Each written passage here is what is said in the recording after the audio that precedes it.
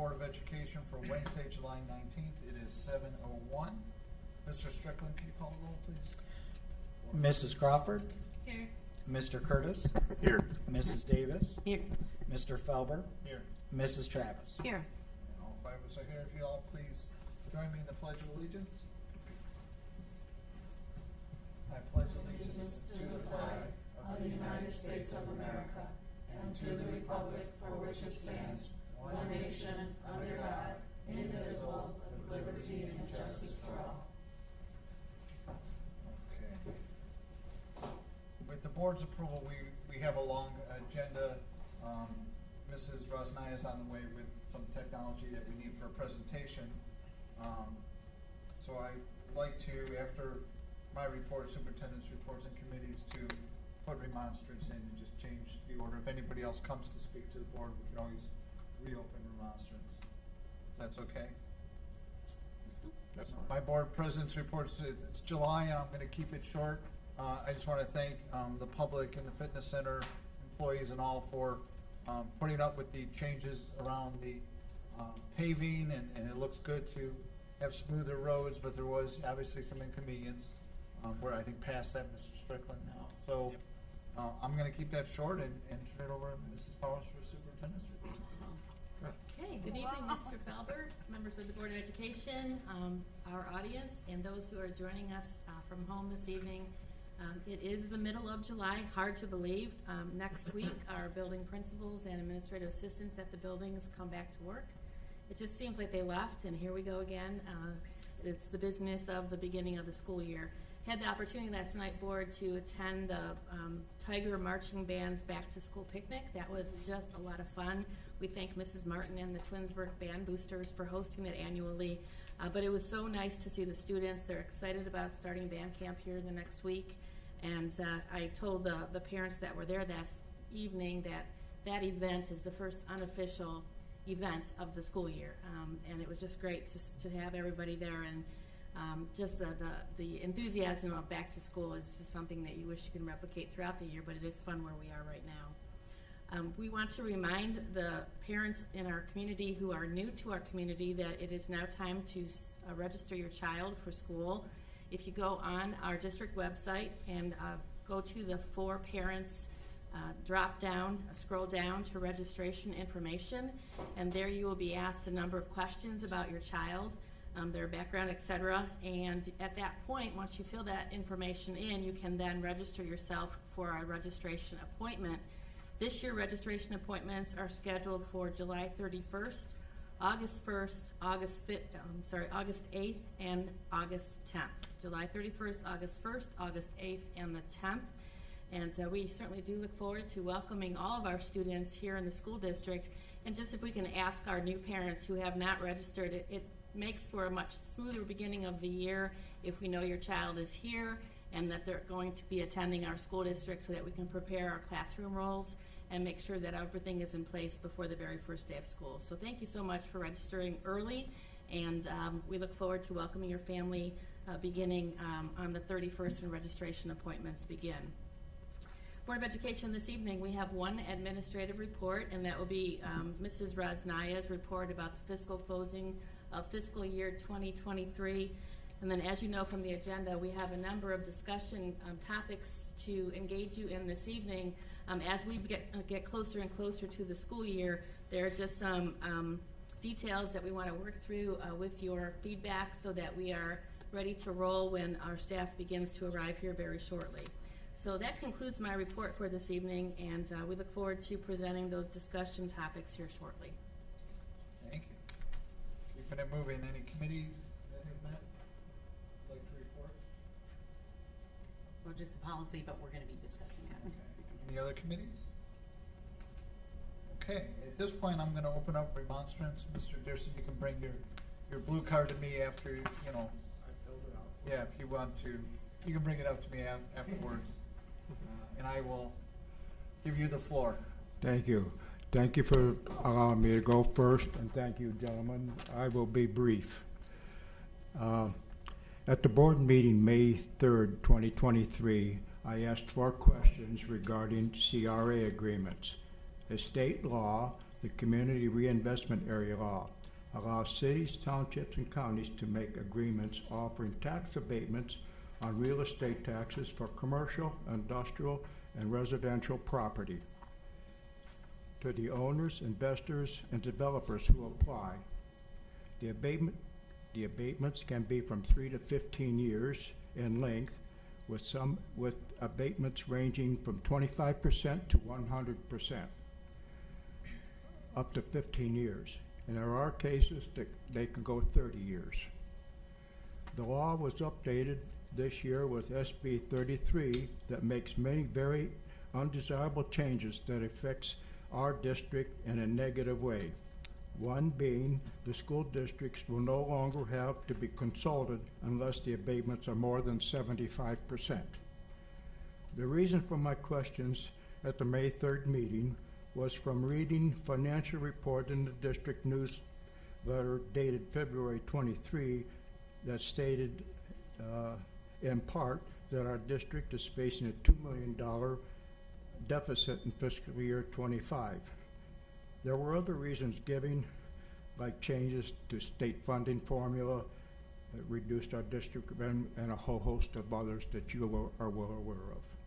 Of the 4 questions I asked, I received partial answers to 2 of those questions. Question, how many CRA agreements do we have for 2022 and 2023? And what is the total tax dollars the district loses with the CRA agreements? The answer received was on a 1-page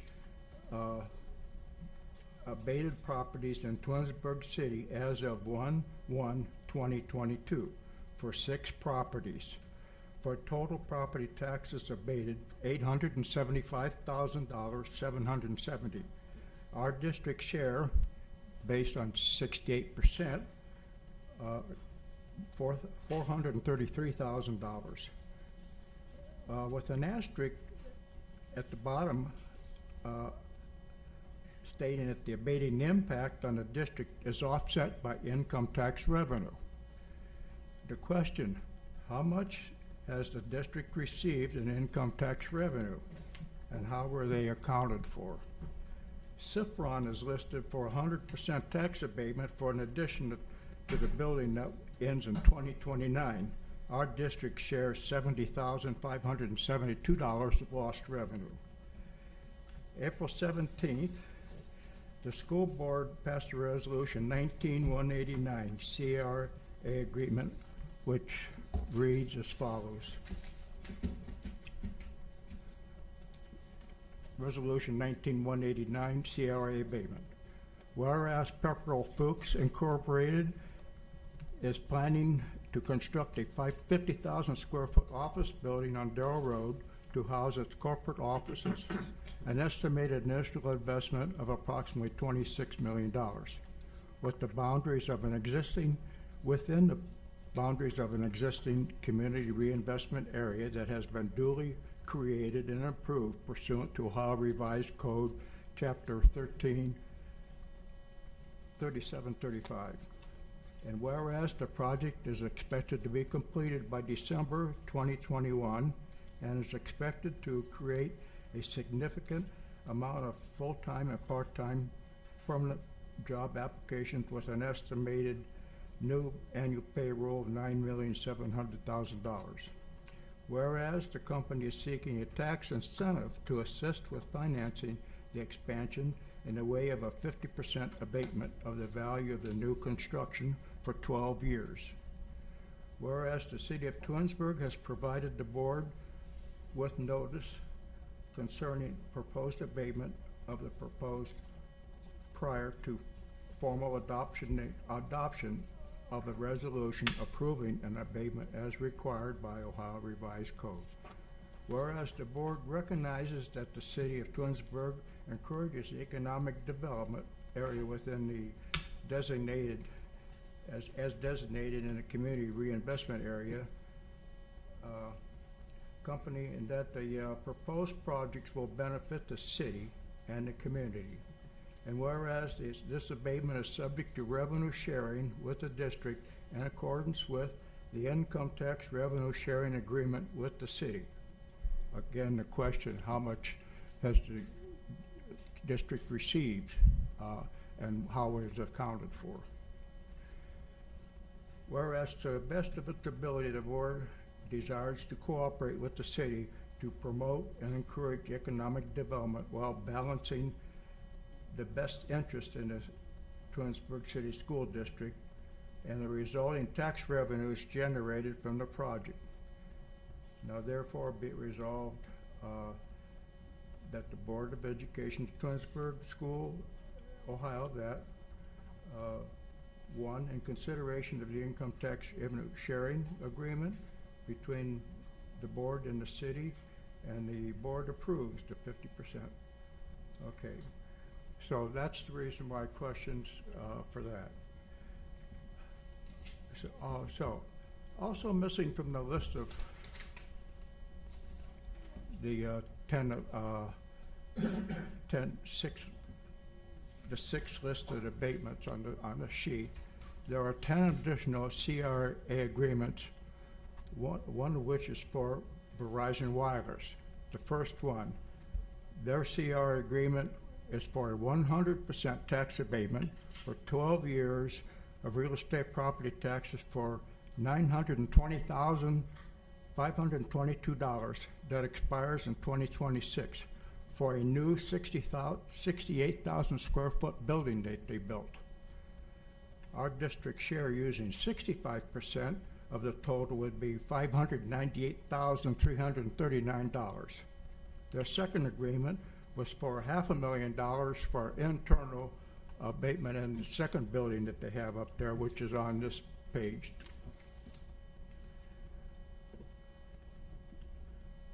Okay. Upon checking the Ohio website, I find there are an additional 10 more CRA agreements with a total of 18 with the expiration dates up to 2029. The 18 CRA agreements were made between 2010 and 2022 within a 12-year period.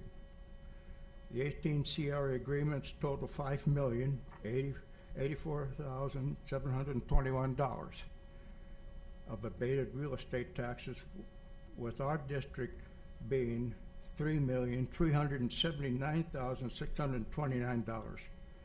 Revenue foregone, tax dollars that you would have received if there were no CRA agreements. Question, the Pepperell-Fuchs agreement states the abatement is subject to revenue sharing. So again, has the city received any revenue sharing income tax from any other agreements?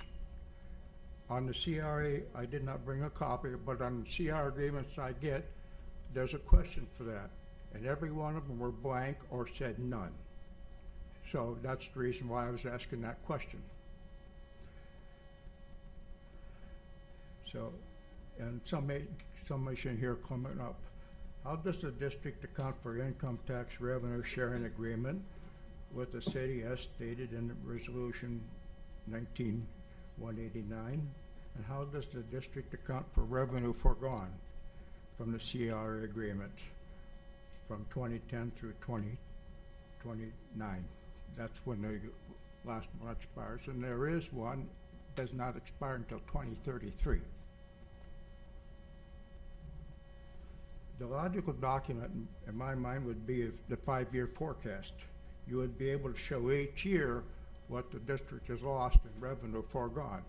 No, through no fault of your own. That's a state law. We recognize that.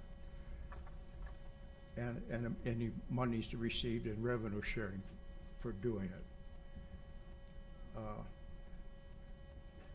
And unfortunately, there were other questions that I asked about the Twinsburg Township. The Twinsburg Township does have a CRA agreement, and I was told you have to check with the county. They administer.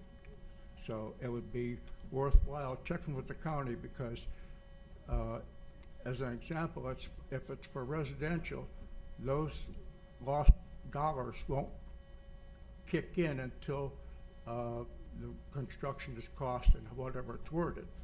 And the sad part of that is if you have those houses and they fill up and we don't get any taxes, we have children gonna attend that, so that's gonna increase your cost, in the budgeting process. So, in final summation, by putting that in a five-year forecast or somewhere else, that would add additional meaning with transparency. Everybody talks about transparency at all levels of government, and people are getting uptight, as you know, unfortunately. So I'm concluding with that. And I sincerely thank you for your attention, and thank you folks. And you'll have a good evening. Thank I you. may be able to answer a few of your questions tonight. Pardon? I may be able to answer a few of your questions. I don't know if any of my colleagues Okay. had comments or they want me to do it. You referenced the Senate bill that talked about 75%. That's always been the threshold. The board does not have any authority whatsoever unless it were to go over 75%. That's been in place for quite a while. What that basically means is the cities, the townships, they do what they do. We have absolutely no say. They may notify us, they may come through us as a courtesy, but we have absolutely no control or say. Okay. The one misconception that I want to point out that was instructed to me 10 years ago on CRA, you can't assume that income would come in if those CRAs were not offered. They're asking for a tax break, and it's not a loss. So if we're getting 50%, that's 50% that we wouldn't get at all if they didn't bill.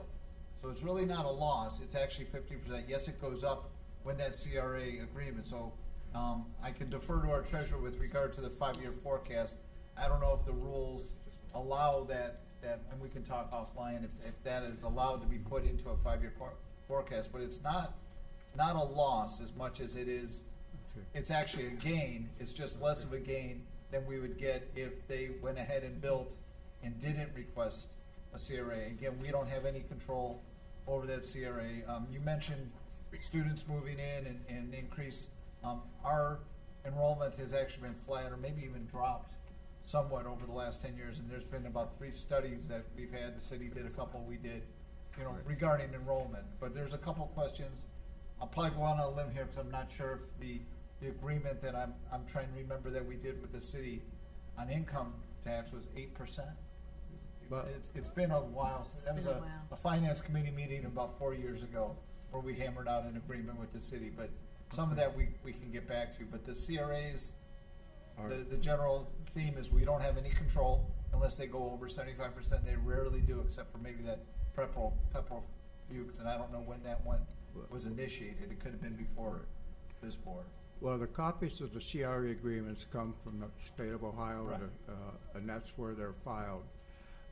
As a note, I was curious, the Cleveland Regional Sewer District, they have a financial statement and they have a line item, revenue foregone, and I didn't go into it. So businesses and anybody in business, you have a line item in your, a line item count for revenue foregone.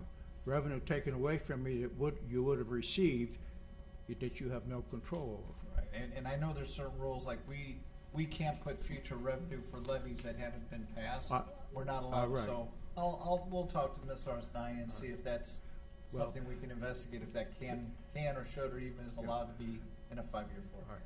The bottom line of all of it is, it is unfair in many people's minds that the state can take revenue away from a school district. Public schools, not only in Ohio, but all across the country, have the same problem, not enough revenue and expenses and everything. So that's it doesn't wash with a lot of people, this is the won't get an- revenue you won't that get you an would have argument from us. received. And why is it up to the taxpayers or the school district to make up for that lost revenue? And as you say, not everything, nobody has a crystal ball. I agree. But as an example, Verizon Wireless, that's the killer. It's a $138 billion company, and they make $7 billion, $700 million net profit each quarter. So that sticks in people's costs. You know what I'm saying? Oh, absolutely. I think we're 100% Every school agreement. district is struggling.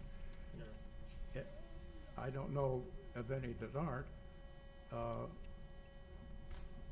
with the same We thing. wish more people would come up and say what you've said, because we've been saying it for a long time with, Yeah. with the monies and the tangible personal property and what gets taken away from the district, and unfortunately, we Right. have to go on the taxpayers for And- property taxes. And for the businesses do succeed, that revenue forgone, you don't ever recoup it. You know, it sounds good on paper. Theoretically, it's supposed to work wonders, but unfortunately it doesn't. So whoever comes up with the crystal ball first, they're truly there. I think it's more like a snow globe, but I'm not gonna Mr. say it. Thank you. Deersing? Thank you, Mr. Deersing. Mr. Deersing, I'm going to ask Matt to go out in the lobby with you to write down any other specific questions you want answers to, so we make sure that we get you what you need, okay? All And right. Matt, if you can Thank you. grab his blue card for the record. Just to respond to the forecast section, the forecast is formatted by the Department of Education, and to my knowledge, I have our last forecast in front of me. There are no any type of lines where I could include that. Perhaps I can look into it and ask, but it's very strict. If I add anything to it, it won't load to the state, so we will be then failing on meeting the state requirements to upload our forecast and submit it to them. So it's very specifically formatted, but we could put it somewhere else perhaps. We'll look at it, change that. Okay, I'm glad to hear that, thank you. That sounds great.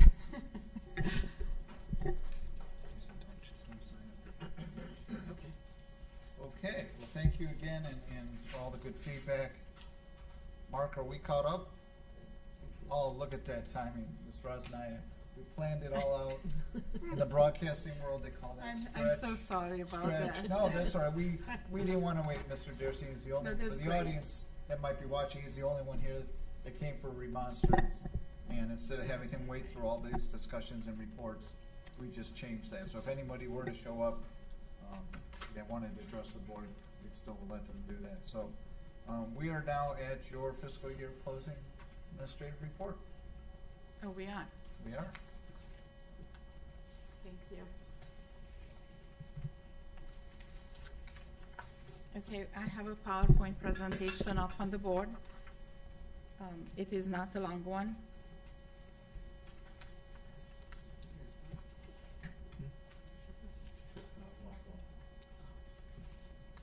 Did I give anybody a presentation that's one slide?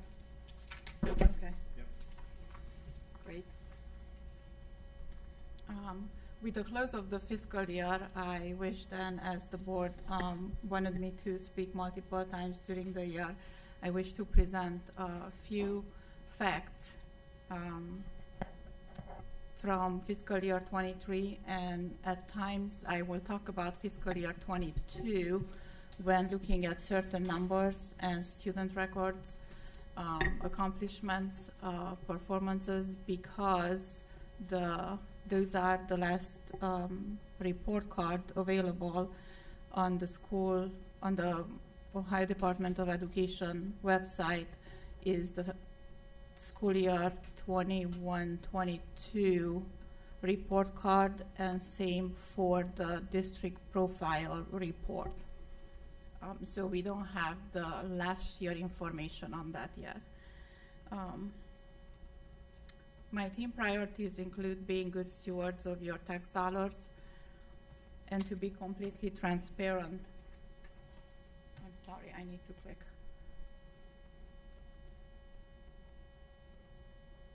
There we go. Transparent in our financial analysis and reporting.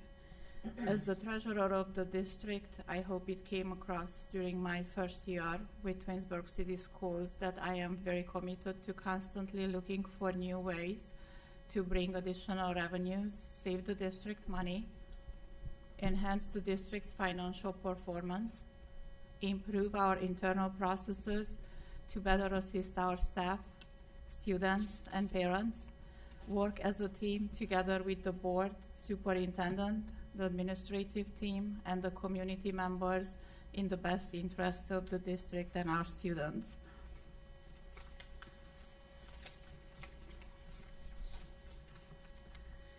A quick look at some data, student fiscal data, a quick overview. Twinsburg City Schools, we spent 70.6% on the classroom, direct classroom instruction, and I will come back to this thought a little later. It is higher than the state average. Twinsburg City Schools operating expenditure per student and revenues per pupil is presented on the next slide. And I would like to spend some time on analyzing the data in front of us, if everybody can follow me, please. So this is information simply pulled from Ohio Department of Education District Profile Report. Anybody can do this. We can put in any school district and compare them to our school.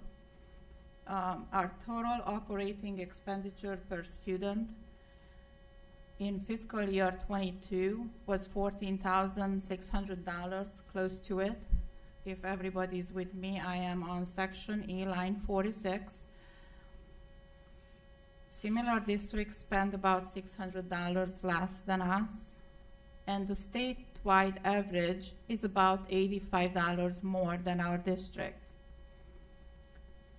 Now, so often we talk about expectations, student testing results, and compare them to districts right surrounding us. And so I pulled in Nordonia, Solon, and Hudson City Schools for comparing purposes. And we can see that Nordonia is spending $2,280 more per student than we do. Solon is spending $2,604 more than us, and Hudson about $1,400. So this is on the expenditure side. If we look at the next section, section F is revenues by each source for that same fiscal year 22. And it might jump into your attention too that we receive $14,088.13 per student, which is about $512 less than what we spend, right? If we continue looking at the data and go across that line 55 in section F, as we go more to the right, we can see that similar districts receive $1,132 more than us. Statewide average of districts are receiving $2,669 more than our district per student. This is per child in the building. Now comparing to Nordonia and Solon, they're getting close to $5,000 per student more than our students. And then Hudson is at $2,275. So I get to these differences just by doing the comparison to what we receive per student to every other district. If we multiply $5,000 just as a round figure by 4,000 students, that's $20 million a year. So when we ask ourselves, yes, we are deficit spending, why are we deficit spending? We might find some answers right here. These are data and information from Department of Education website that schools submit to them.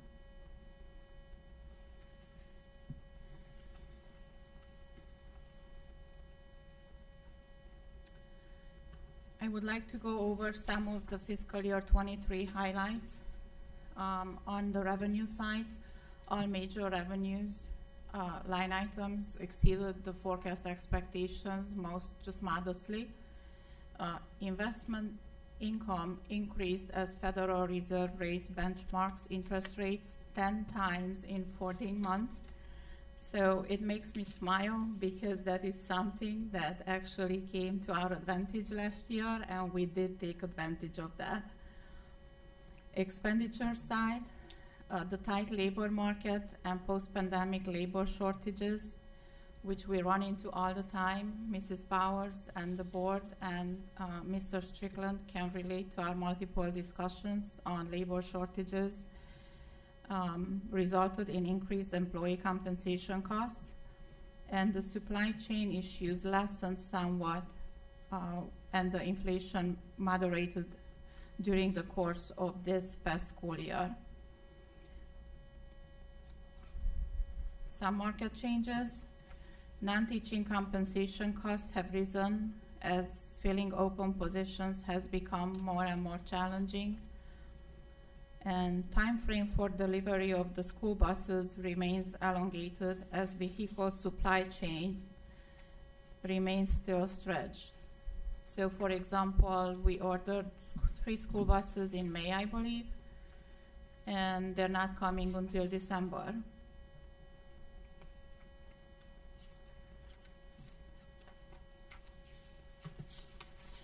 I would like to review the pure description of different accounts just to help better understand when we're talking about our deficit spending and shortage in our funds. We usually refer to our general fund. And I would like to alleviate some misunderstanding between general fund and other funds. And the other major fund usually was ESSER, a big one for the district that we mostly spend down by now. And then capital improvement seems to be coming up more and more. So I would like to go over what those funds, each of them are, or each grouped. So each of these funds that I pulled here from the USAS manual, the description for them, might include multiple fund numbers. Okay, this is how they're grouped. The general fund accounts for the general operation of the district. And again, this is what goes in the forecast. This is what we're having problems with covering our expenditures because the revenues are less. The district operating levy revenues flow into the general fund. This fund accounts for all reports of financial resources not accounted for and reported in another fund. The general fund balance is available to the school district for any purpose provided. It is disbursed or transferred in accordance to the Ohio law. Special revenue funds are used to account for and report the proceeds of specific revenue sources that are restricted or committed to expenditure for specified purposes other than debt service or capital projects. Bond retirement funds. Debt service funds are used to account for and report financial resources that are restricted, committed, or assigned to expenditure for principal and interest. Capital improvement funds. Capital project funds are used to account for and report financial resources that are restricted, committed, or assigned to expenditure for capital outlays, including acquisition or construction of capital facilities and other capital assets. We do receive capital improvement funds. We have Fund 003, 004, and I believe some funds in 005. Most of it sits in 003, and it is collected with our taxes from our taxpayers. Proprietary funds include both enterprise funds, funds that account for any activity for which a fee is charged for external users for goods and services, and internal service funds used to account for the financing of goods and services provided by one department or agency to another department or agency. If we look at the numbers, again, two major line items where the district hold funds is the general fund and the Permanent Improvement Fund. So the numbers on the screen are from the cash summary reports as we close the fiscal year 23, end of the month of June. And we can see that during the year, we received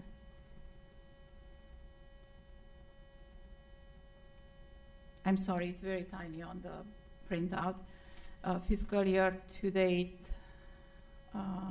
received $52,650,000, and we expended $58,796,000.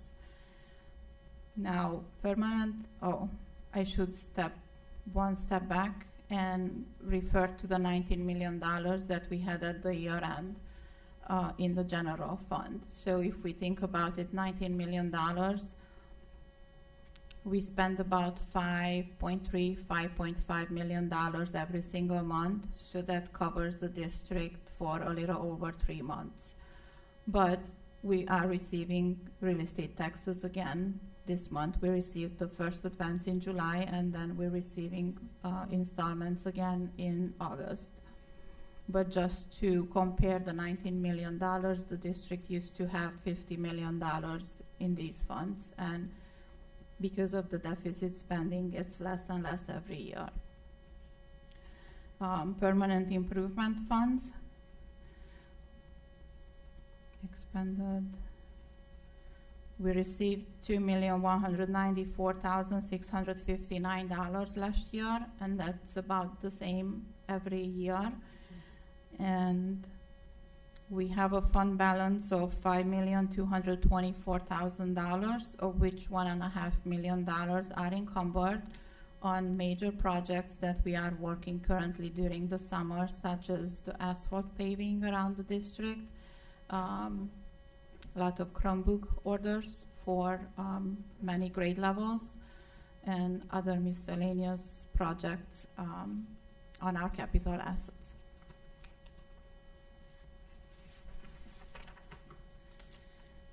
So how do our numbers compare to the May forecast?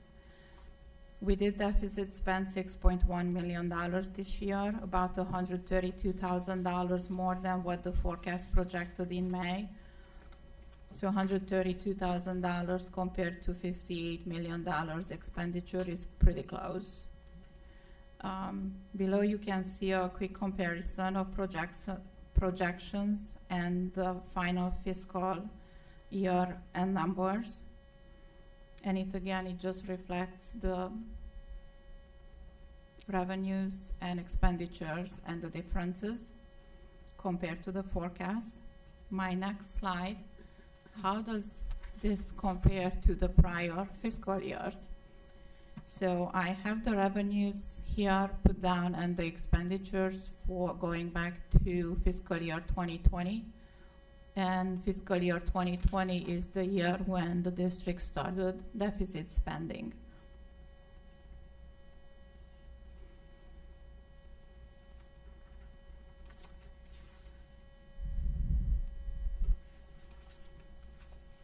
So what do we do as the board, as an administration, in order to help our district and the deficit that we're seeing happening every year? As I mentioned in the beginning, I am very dedicated to bring in additional revenues and work with everybody on the team to reach those goals, and we do our best. We have managed to bring in additional revenues this year of over $1.5 million. So I'm gonna restate it. This is additional revenue that we went after. Interest income, as the Federal Reserve raised the interest, we right away moved our funds to take the maximum profit on it. And we made over $727,000 on that. We also have interest income in our other bank accounts, but again, just to underline what our team is working on very hard all the time, so that the community is aware we are working a lot together and very hard to bring in any extra money additionally to lowering cost wherever we can, such as things that were presented during the ODE plan in February to the board and to the community, like centralized purchasing and things like that. We are also working on safety grants. This year we received 2 safety grants totaling $500,000.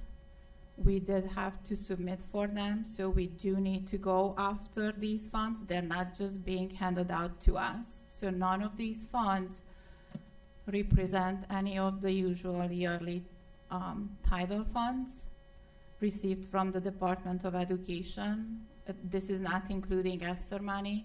Again, this is an effort from the administrative team to work together to do everything that we can. Catastrophic costs submitted by special education in collaboration with other departments, including mine, brought us $277,000. And then we received some other miscellaneous grants, and we appreciate every single penny, and we are just happy to share this with the community.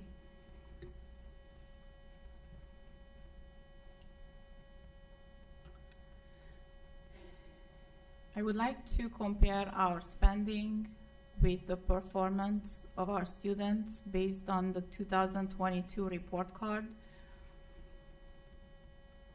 According to the Department of Education released information, our district is spending 70.6% of our total expenses on direct classroom cost. Comparing this to the state average of 68.2%, we are slightly higher than that. So this clearly shows that the school district is prioritizing its students in the classroom and their experience. I have a graph on the slide to compare classroom versus non-classroom spending with other districts that compare to us and the statewide. And we are doing better than the state and comparison districts. On the next slide, I have a graph displaying performance compared to spending per student from the 22 state report card. Twinsburg City School, I will go there, is indicated by a red dot on the graph. High performance is the return on our investment that we put in our students. So as you can all see, the red dot is pretty high on the graph, showing that yes, we are spending, putting money into our students similar to districts around us or less, but our return is coming back, and that's ultimately our goal.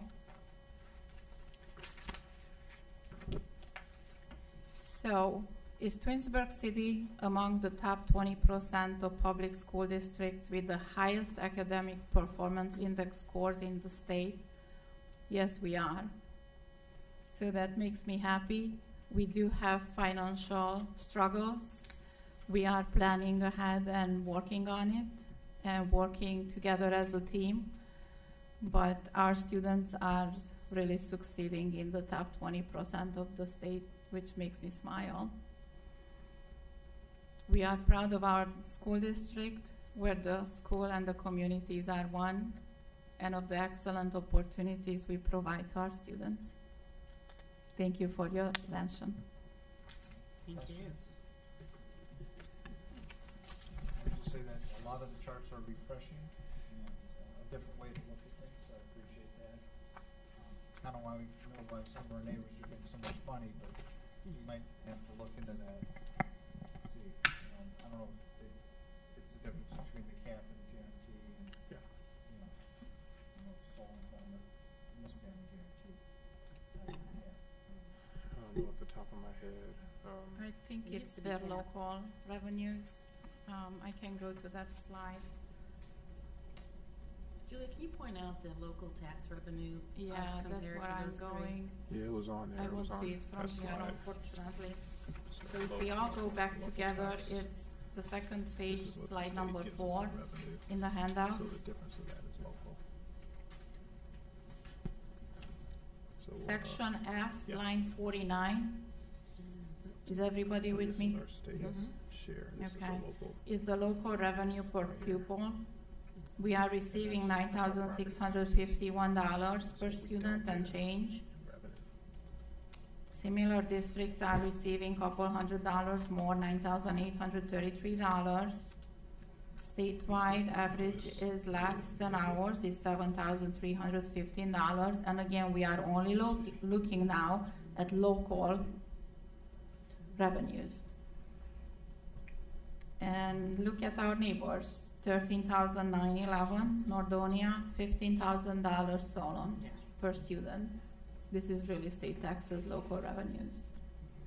And then Hudson is at $10,000. I think it's 50% more. Yes, I don't have any questions, but I was going to actually talk about this during miscellaneous, but I think that it's appropriate to talk about it now, given the kind of what you've laid out, and I find it interesting based on the recent budget bill that has passed. As I've been talking about, a lot of the state revenue and kind of what we've been fighting for with the fair funding school model, which was kept intact, but the balance of that has to do with where other revenues are going when it talks about school funding. And so there's a significant portion of money that the legislature and the governor signed off on that goes to private schools. Okay, and so the treasurer has kind of has kind of identified what our local, what we get in the state share, which is about $2,300. No, I'm sorry, $2,500. If I'm reading that correct, about $2,500 in state revenue.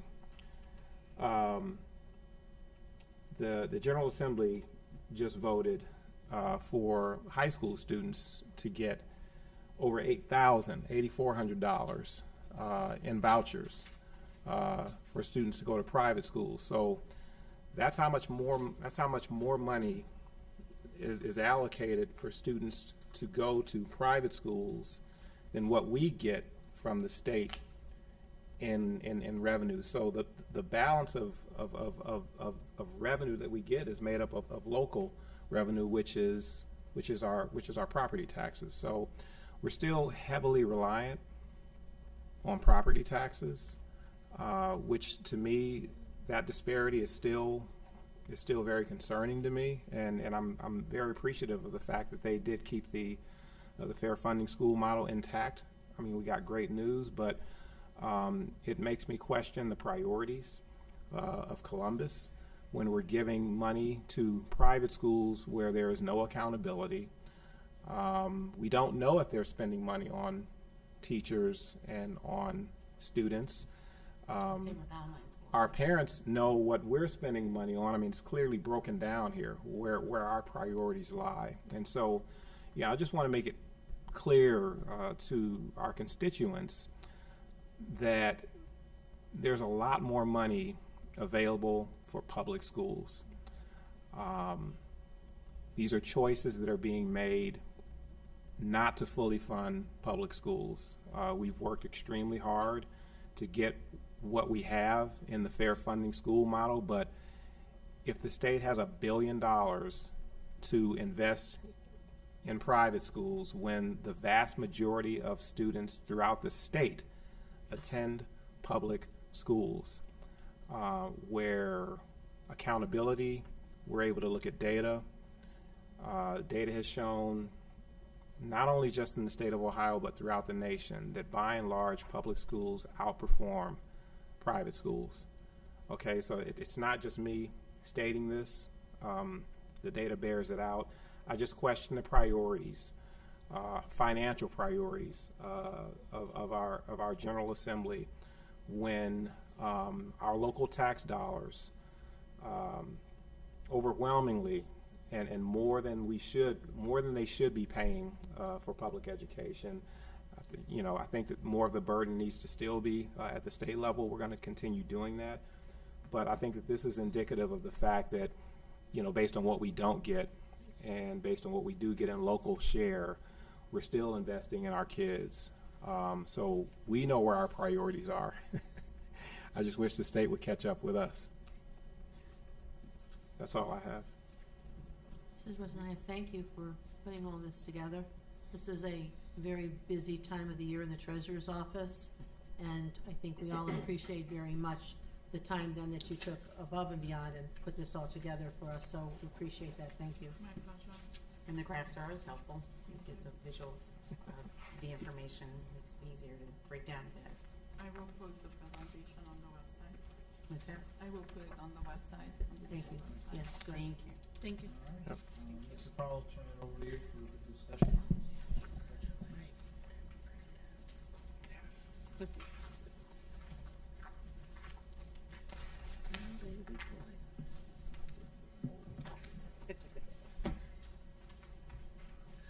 I watched the, Did you? yeah, I watched it the other day. I missed it. But I went back and watched. Board of Education, thank you for the opportunity to engage you in some conversation this evening. We began having board discussion in our board meetings during the COVID pandemic, and through those conversations, it really helped direct the district based on what the board had desired us to do in many different ways. And so this evening, we have a number of topics to discuss with you. I will be joined by my administrative colleagues here for specific parts of this conversation, but really we hope to present some information and then engage you in conversation so that when we leave here tonight, we have a pretty good direction as to where you desire us to go moving forward.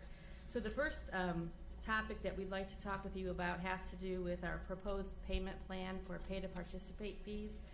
Several weeks ago, the board had a work session, and out of that work session, you asked Mrs. Rosanaya and me to work with our administrative team to put together a process by which our parents may be able to have a payment plan for pay-to-participate fees. So we wanted to walk you through what we have designed for our parents and are interested to know whether or not this works, and if you recommend us to change anything so that we can begin to communicate with our families about this option that you're making available to them. So how it would work is if a family has the need to talk about a payment plan for whatever reason, they would engage with Mr. Fantone as our athletic director, coordinator of K-12 student activities. He is the appropriate person to begin that conversation with. So the parent is asked to contact Mr. Fantone over at the high school, and then Mr. Fantone would be talking with me about the creation of a promissory note. Mrs. Rosanaya and I would be working together with that. The promissory note would include what the payment plan would look like as far as due dates go, and then we would begin to put that into play for our families. We are recommending on the next slide that there would be 2 payments due for fall sports, winter sports, and spring sports. And how we built this, just as a reminder, back on May 3rd, I think, the board authorized our pay-to-participate fees for this coming school year. And the board has already authorized the first dates here. It was on that student fee guidelines that was authorized at that board meeting. So we built this on that. So here, for example, for fall sports, the first payment would be due on Monday, August 14th, and the second payment is due on Monday, September 18th. It's about 5 or 6 weeks into the season is how we base the second payment. And we talked a lot about, well, a season for football has a different number of events than, say, a season for volleyball. But what we did here, board, is try to make it make good decisions for our parents, but also understand that the staff behind this have to be able to make it work. And so we decided that instead of making the second payment sports specific, just to say for the fall sports season, that would be the due date for the second payment. So as you can see here, we have the dates that are being proposed for fall, winter, and spring, and we worked with Mr. Fantone because since his office is going to be managing this, we needed to make sure that this would work in his world. And these were the dates that he recommended that we would go with, hence why we're presenting them for you this evening. Also included in pay to participate happens to be all of the extracurricular activities, all of the clubs, all of the things that we want our kiddos to participate in as students in our school district. And so the thing about clubs and activities, they don't start on a specific date. They roll out through the school year. And so just as you authorized the first payment back in May, based on the date the parent was asked to pay the fee based on the closest date of the start of that activity. Because, you know, Model UN might start at some point and Academic Challenge starts at a different point. So we couldn't do it by season, it has to be by date. So depending on where that first payment happens, closest to the beginning date of that club or activity, that would be the first date that the payment is due. And then the second payment follows pretty much what we did with the athletics second payment. It's 5 or 6 weeks beyond that first payment due date. And so we think that this may work pretty well for us as far as the backstory of how this would be collected. Thanks to Mr. Strickland's work with Pay Schools, which is the new online platform that we're using for payments, it replaces EasyPay. We believe that the backstory is easy to manipulate to be able to support the 2 dates per fee that we're suggesting here. We do want to say that the parents still have the option of paying one time and being done with it, and some parents, based on our survey results, said, no, I just want to pay it and be done with it for the season or for my students' activities, and that's still an option. The other thing is just a reminder to parents, if you're going to pay online, there is a service charge associated with that each time you pay, and so that's just something that a family may want to be aware of when they decide, do I want to do it one time and get it over with, or do I need to do it more than once in the 2 payment option, and just understanding that there would be a service fee. There is no service fee attached by paying by cash or a bank check, and that would work out fine without any service fee associated with paying fees that way.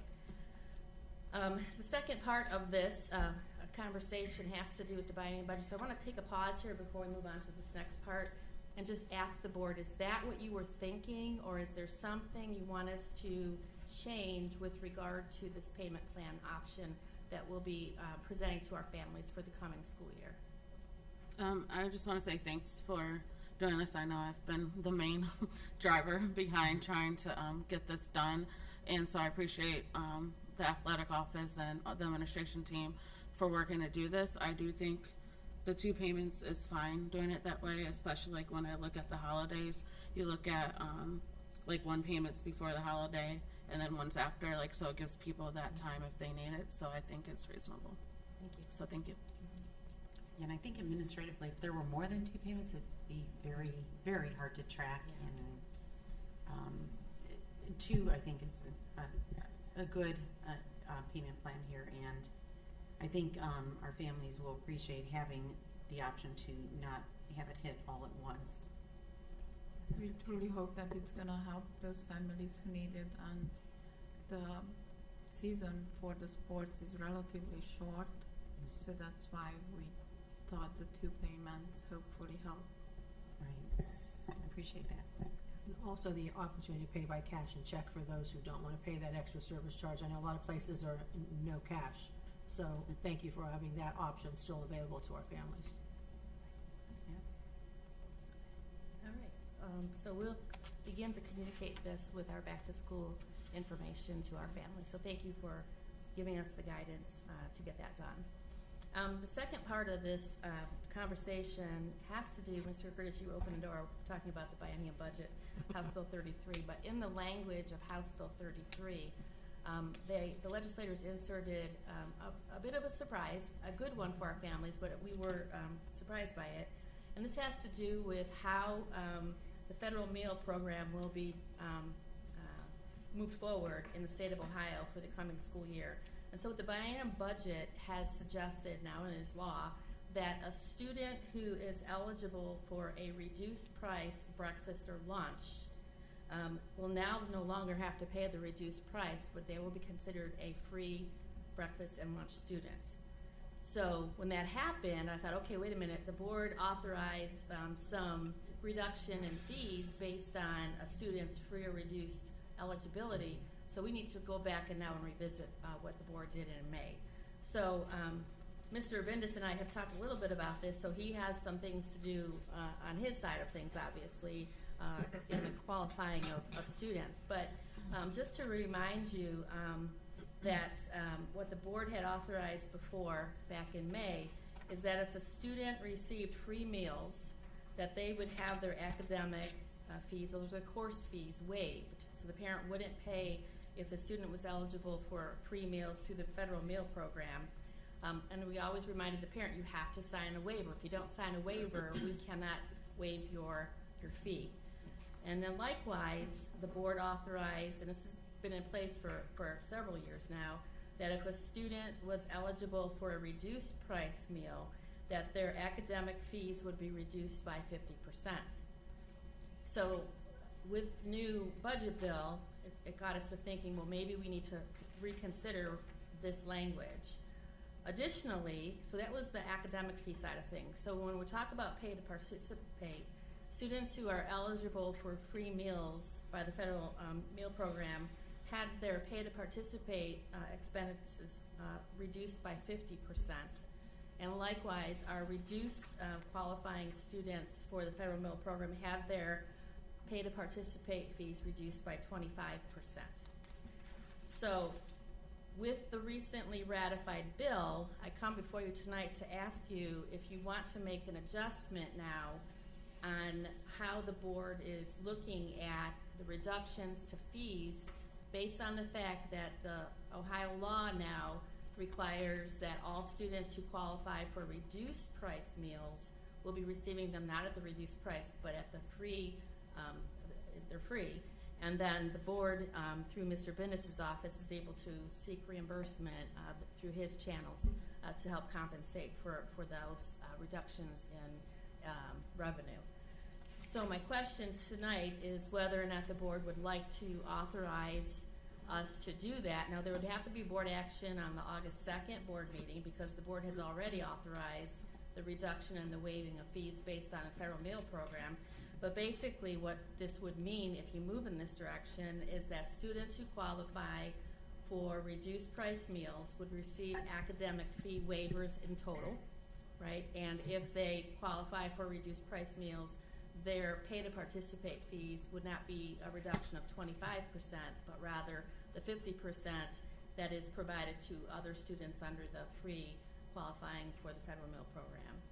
So that's a lot of word here, but I think it's an important conversation to have tonight as we start to push forward toward the beginning of the school year. Just interested to know which direction the board would like us to go on this. I'm a total fan, which you probably already, no surprise, of doing, if they're doing that with meals, I think we should take the same action and do no academic fees and 50% on pay to participate. Like I said before, if it's a struggle to pay meals for lunch and things like that, it's also going to be a struggle for fees and other stuff as well. So if we can help take a burden off of a family to provide them to be able to do other things that kids are doing, then why not? Thank you. Yeah, I concur. I mean, obviously, I think this is going to represent probably some reduction in revenues that we would realize. However, you know, I want to be in keeping with the change in the law. So, and again, if it further reduces burden on families, I would be in support of making a move to change it. Right, exactly. And I don't think in the current position that we've been in the past year that we're able to, you know, do this across the board for all students. It would be awesome if we could, but this would definitely help those families who are in need and have been struggling, and just lessen the burden by that much, so that, you know, that they can be involved in some of these activities, the sports, and get their lunches according to this new House bill. And I really, really encourage families who would be in this position to apply to this, and it's anonymous, that we have no way of knowing. So I would encourage them to take advantage of this, because it would really help benefit them. I agree, I'm fine. No, I'm gonna be, not the contrarian, but I need to point out a couple things to make sure that everybody understands the decision we're making. Mrs. Powers, you said with this federal decision, Mr. Bendis can apply for reimbursement. For the lunches. It's For the lunch. House bill, so it's For- the state. for- Right, for the decision that we're making, point out a couple things. First of all, the per sport specific spreadsheet that's been developed, for years, the student only pays 25% of the actual cost of the sport. That's before we take those free and reduced and such and offer additional discounts. So the reality is, the board is paying more than 75% of the sport. We're not getting any reimbursement like we are on the food in this situation. So we need to be aware when people talk about, being fiduciary responsible, we're not getting the reimbursement here. So if we're going to wipe out those fees, note that the board participation, in the actual sport goes up even more, which is real dollars. So I just want to make sure everybody's clear that the decision you're making is, a further financial burden when we're already at 25% is all the families supposedly pay for the sport, when there's a lot of area districts and such that, they have to pay 100%. So it seems like there's a majority, so I'm just gonna stop there and see if anybody has any questions on that, and make sure what they're agreeing to. Yeah, that was kind of my point, in terms of from a revenue standpoint, I recognize that there's gonna be a You mentioned reduction. that, and Yeah. I just wanted to expand on what that means to revenue and Yeah. deficit spending and what we're trying to do and shore up. We're poking an additional hole in the bucket. And if it's not that big of a hole, if it's gonna help some families, but it's the federal legislation, that's changing, that we're gonna get reimbursed. We're not getting reimbursed for all the changes that we're agreeing to, so. Well, the one thing I would hope, Mr. Felber, is that maybe we'll get more kids to participate. We, as a collective administrative board team, are very concerned about students' mental health. And the one thing that research will show you is that the more engaged kids are in healthy activities, be it school or scouts or whatever, that helps with that mental health piece and that sense of well-being. Sure. And so I think that this is a good move.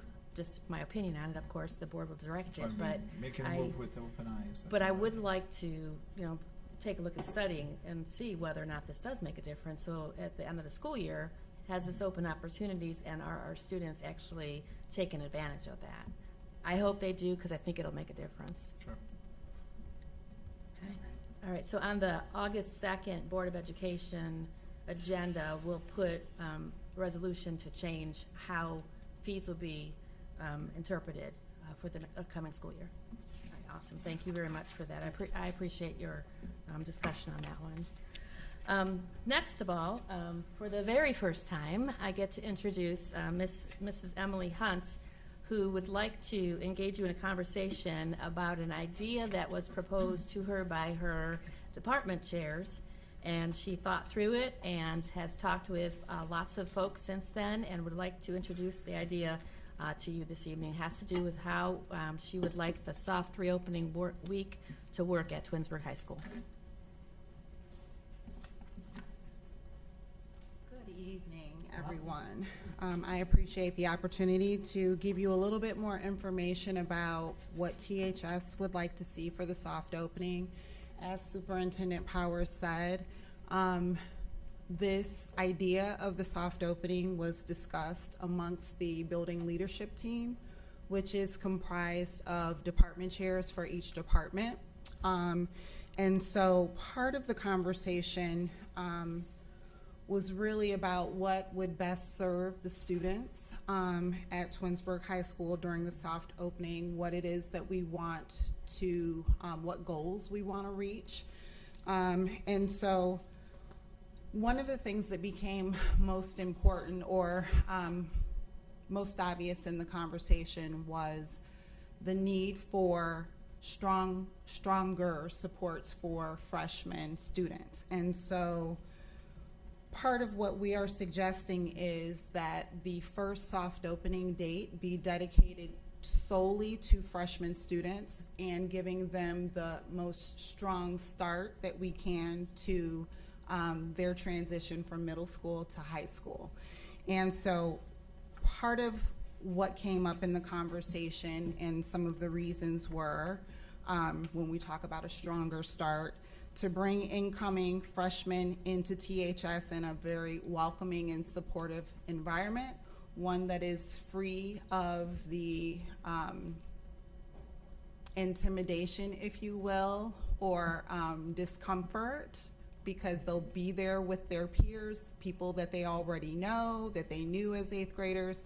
They'll all be there together, and they don't have to worry about upperclassmen and what upperclassmen might be thinking about them being new to the building and kind of fumbling through their first day. So it would create a safe space for them and less stress.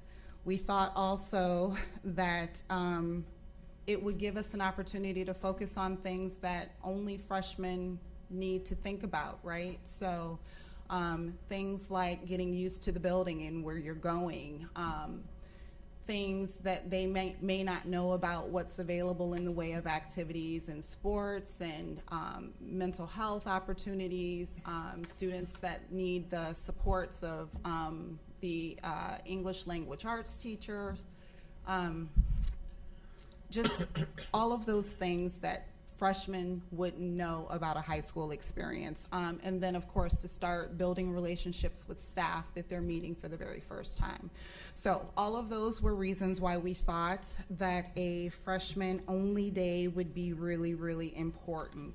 And so on the next slide, it talks about what the day would look like. And so it would be a merged blue-white day so that the students would be able to go to every class.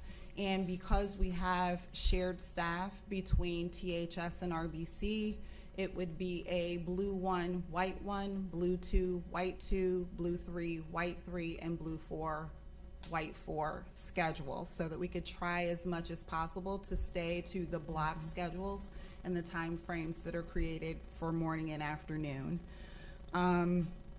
Additionally, we would have a clubs, activities, and sports fair set up in the Commons, and I do have to be fully transparent. The day is still under construction. As you know, the APs are out. They return next week on Tuesday, so obviously the day will continue to work on the design of that day. But the clubs, activities, sports fairs, that would be set up in the Commons, gym, hallways, so the non-freshman teaching staff would host those tables and inform those conversations while the freshman teachers are going about the business of the day, which is just kind of laying out what high school is all about, what our expectations are like, you know, all of those things. And then also on that freshman-only day, we would have class meetings so that we could review building expectations as a whole, and they can meet some of the support staff. Then on the next slide, Thursday, August 17th, would be all students. And so the freshmen, they get a double dip. They get that second day. Because we feel like we just want to reinforce what they started. They don't necessarily need a day off in the sense that they need that continuity and consistency by reporting that second day so that things from the first day can be reinforced, and so we can kind of move on with the course of study. And then the upperclassmen, of course, would still get to see all of their teachers. They get an opportunity to get those Google Classroom codes, the textbooks, if there are textbooks, or the links to the electronic textbooks, the syllabus, the course review, kind of those things would take place. And then the next day, it's all aboard for our first full blue day on a regular blue schedule, blocks 1 through 4. and that would be a regular day. So we do recognize that this information is coming out a little bit later than I guess in the past. And so we are aware that some of the families may have already made plans based on what we did last year. And what we did last year, just to remind you, was day 1 was grades 10 and 11, and then day 2 was grades 9 and 12. So if families have already made plans based on that schedule, as long as they call the attendance office and give a reason for the absence, then we would mark that as an excused absence. So we just, Relieve some of them. I'm sorry? That will relieve some of them. Absolutely, relieve some of the anxiety. I've already, I think, gotten, an email from a parent talking about moving a freshman into college on one of those days. So that's pretty much what I have. So we'd love to hear what input and feedback you have. I think it's excellent, though, having the freshmen come first, because almost like, one-day orientation, and they don't, it can be intimidating, but it's also exciting, and there's a lot of new things, but they don't need the distractions of upperclassmen being in the building, and they have the whole day to find their classes, know where they're going, and be very comfortable when the whole building is full of students and they're trying to make their way to their classes. So I think it's an absolutely incredible idea to just have the freshmen start first. Thank you. I think it's good. Is there any provision or something to talk through for the upperclassmen that are coming on those same days for sports at the end of the day? Where would they go? Is that an issue? I don't even know if that's something. I'm sorry, could you repeat Like that? if there's sport practices on that first day, you might have freshmen, sophomore, junior, seniors. If they're not in the building, they have to get there, and I don't know, does that mean they congregate in the commons first?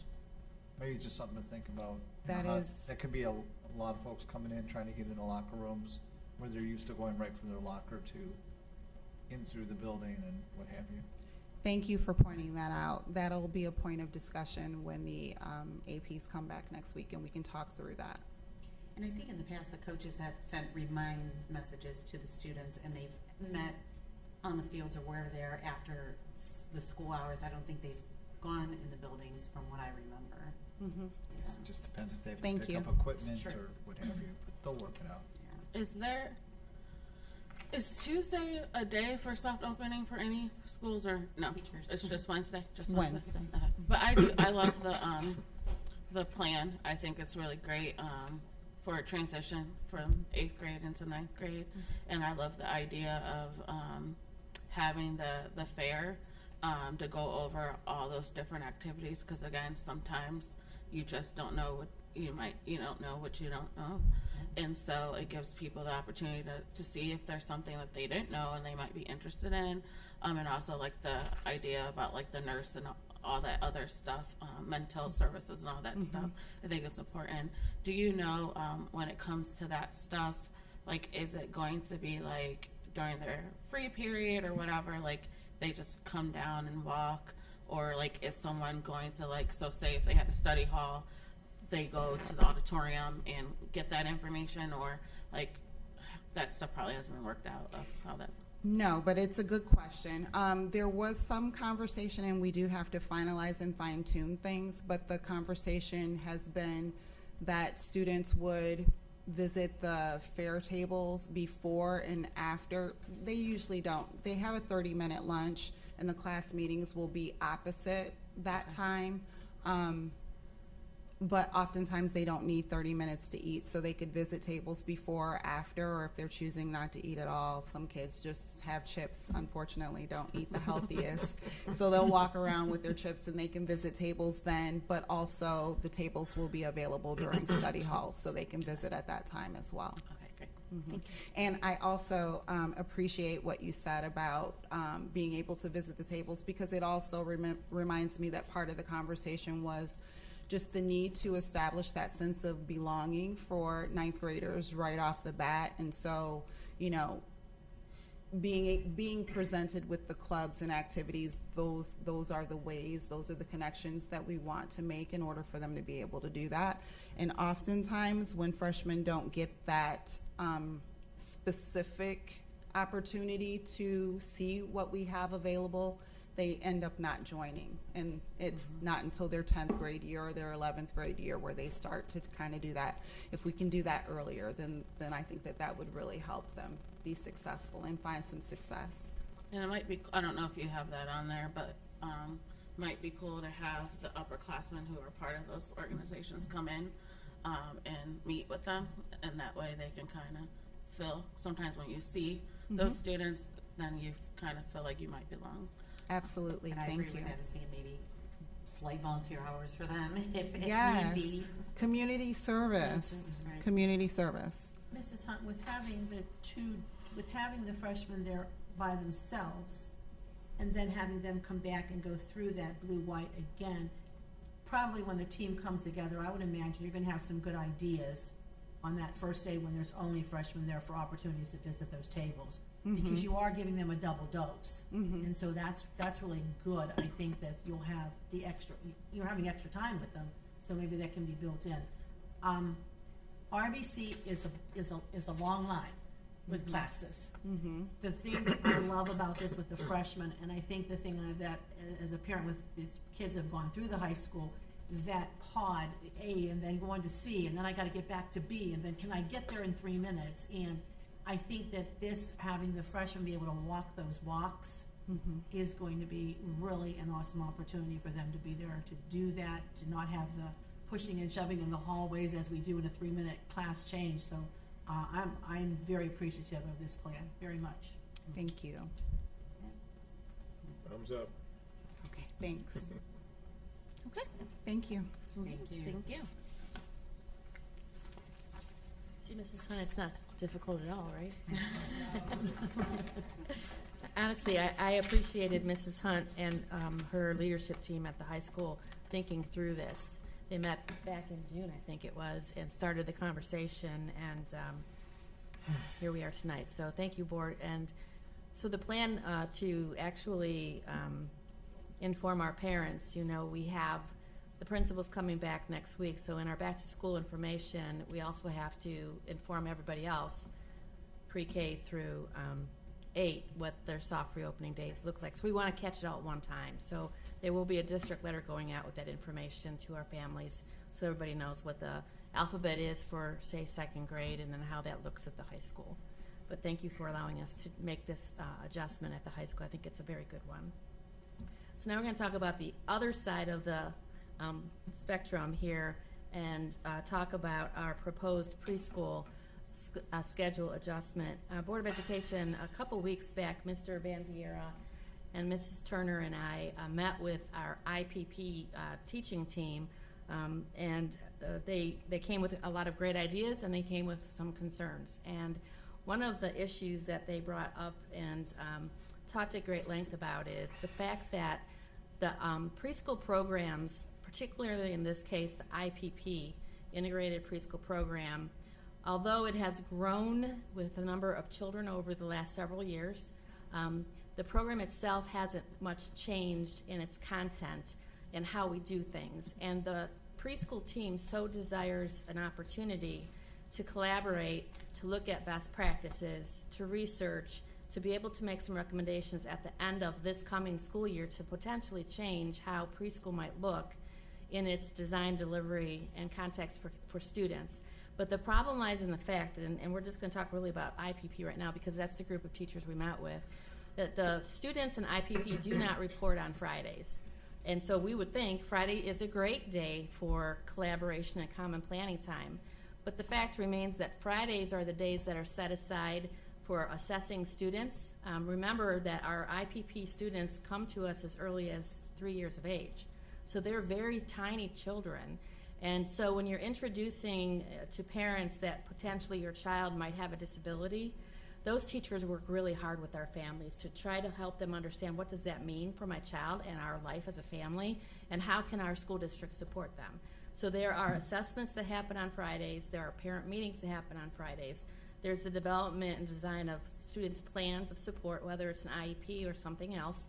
And also, because we are a step up to quality school district, there are requirements for professional development that must happen on Fridays in order to meet the credentialing requirements of the Department of Education.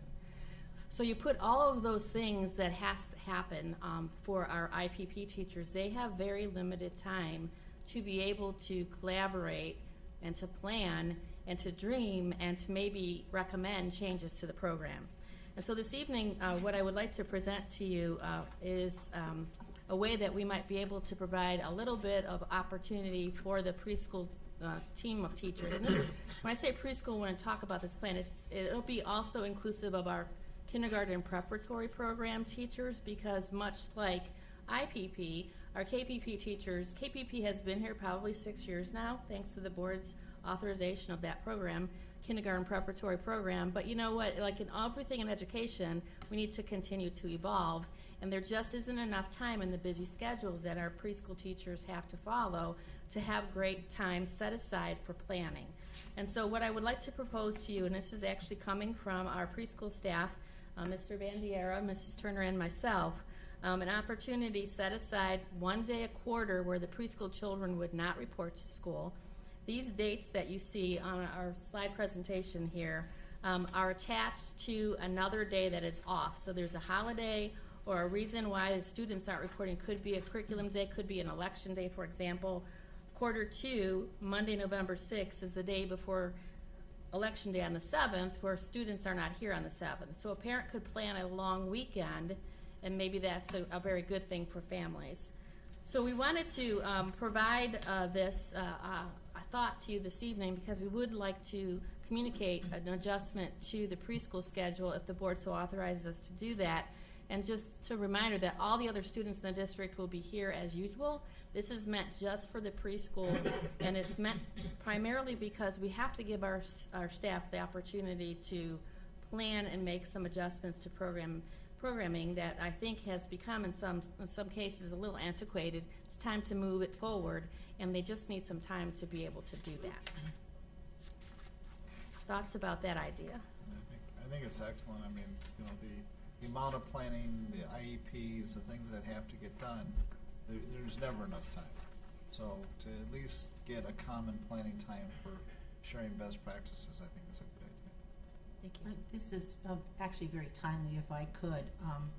I had the privilege this spring of working with the First Ring and Cleveland Municipal Schools with their preschool program, and trying to offer, in collaboration with our ESC and the Literacy Cooperative of Cleveland, a day for PD, specifically, just like you're saying, for preschool teachers. And it was an absolute scheduling nightmare, because they don't have common days, they don't have common time, and they wanted to send everyone, and they couldn't. And then as that discussion evolved with actually then the preschool leads that come in and facilitate from the First Ring, that was one of the biggest things they said. They don't have days when their entire preschool teaching staff is all sitting down, when they're able to do PD, professional development opportunities that are specific to the preschool program. They all have to go to that first day in-service days and district in-service days, which oftentimes do not have anything built into them to service the preschool staff. So I think in looking at what you guys have done and the suggestions made here, if I can, speak with our board up here, is this is a step ahead of many districts who have preschool programs begging for this opportunity. So this is, it's a yes vote for me to try to move it forward and create a day for our staff. That it's a need in our preschool world. Right, and simply, I really have no reason to challenge this, because they know what they need. They know where they've fallen short with their planning with each other and what they're desperately trying to accomplish. So I completely agree with this idea. Yes, I agree. Thank you. Thank you very much, and I know that the preschool staff will very much appreciate an opportunity for the planning. And I can tell you, board, when they're done planning, you'll be hearing some awesome presentations, because they're going to come back with ideas to make some adjustments to our preschool. All right, the last topic to discuss with the board this evening is a pretty important one, actually one that we have spent a lot of time talking through administratively with the teaching staff, with the classified staff, with parents through committee work, with online surveys. Students were involved in the conversation at the high school specifically, and this has to do with our student handbook and some language with regard to personal communication devices, also known in the world of board policy as PCDs. So when we talk about PCDs, we're talking about electronic devices that the students could bring to school. It could be a cell phone, it could be a wearable, a watch, a smartphone, it could be a number of things. But back in April, I presented to the board the idea that our policy 5136 is quite antiquated and it really doesn't match what our practice has become. And really, through the years of the pandemic, our reliance and that of our students' reliance on PCDs, specifically our cell phones, has just grown exponentially. And because of that, our teaching staff specifically has become very concerned about distractions to the instructional time. And they asked us to revisit this language and to they provided some feedback and thoughts with regard to the fact that in some cases they just need to take instruction back and to be able to teach without the distraction of the cell phones. And so we had this board policy in part as part of our April presentation, but I just wanted to remind you again that that's the point in time that we started to talk about this publicly at a Board of Education meeting.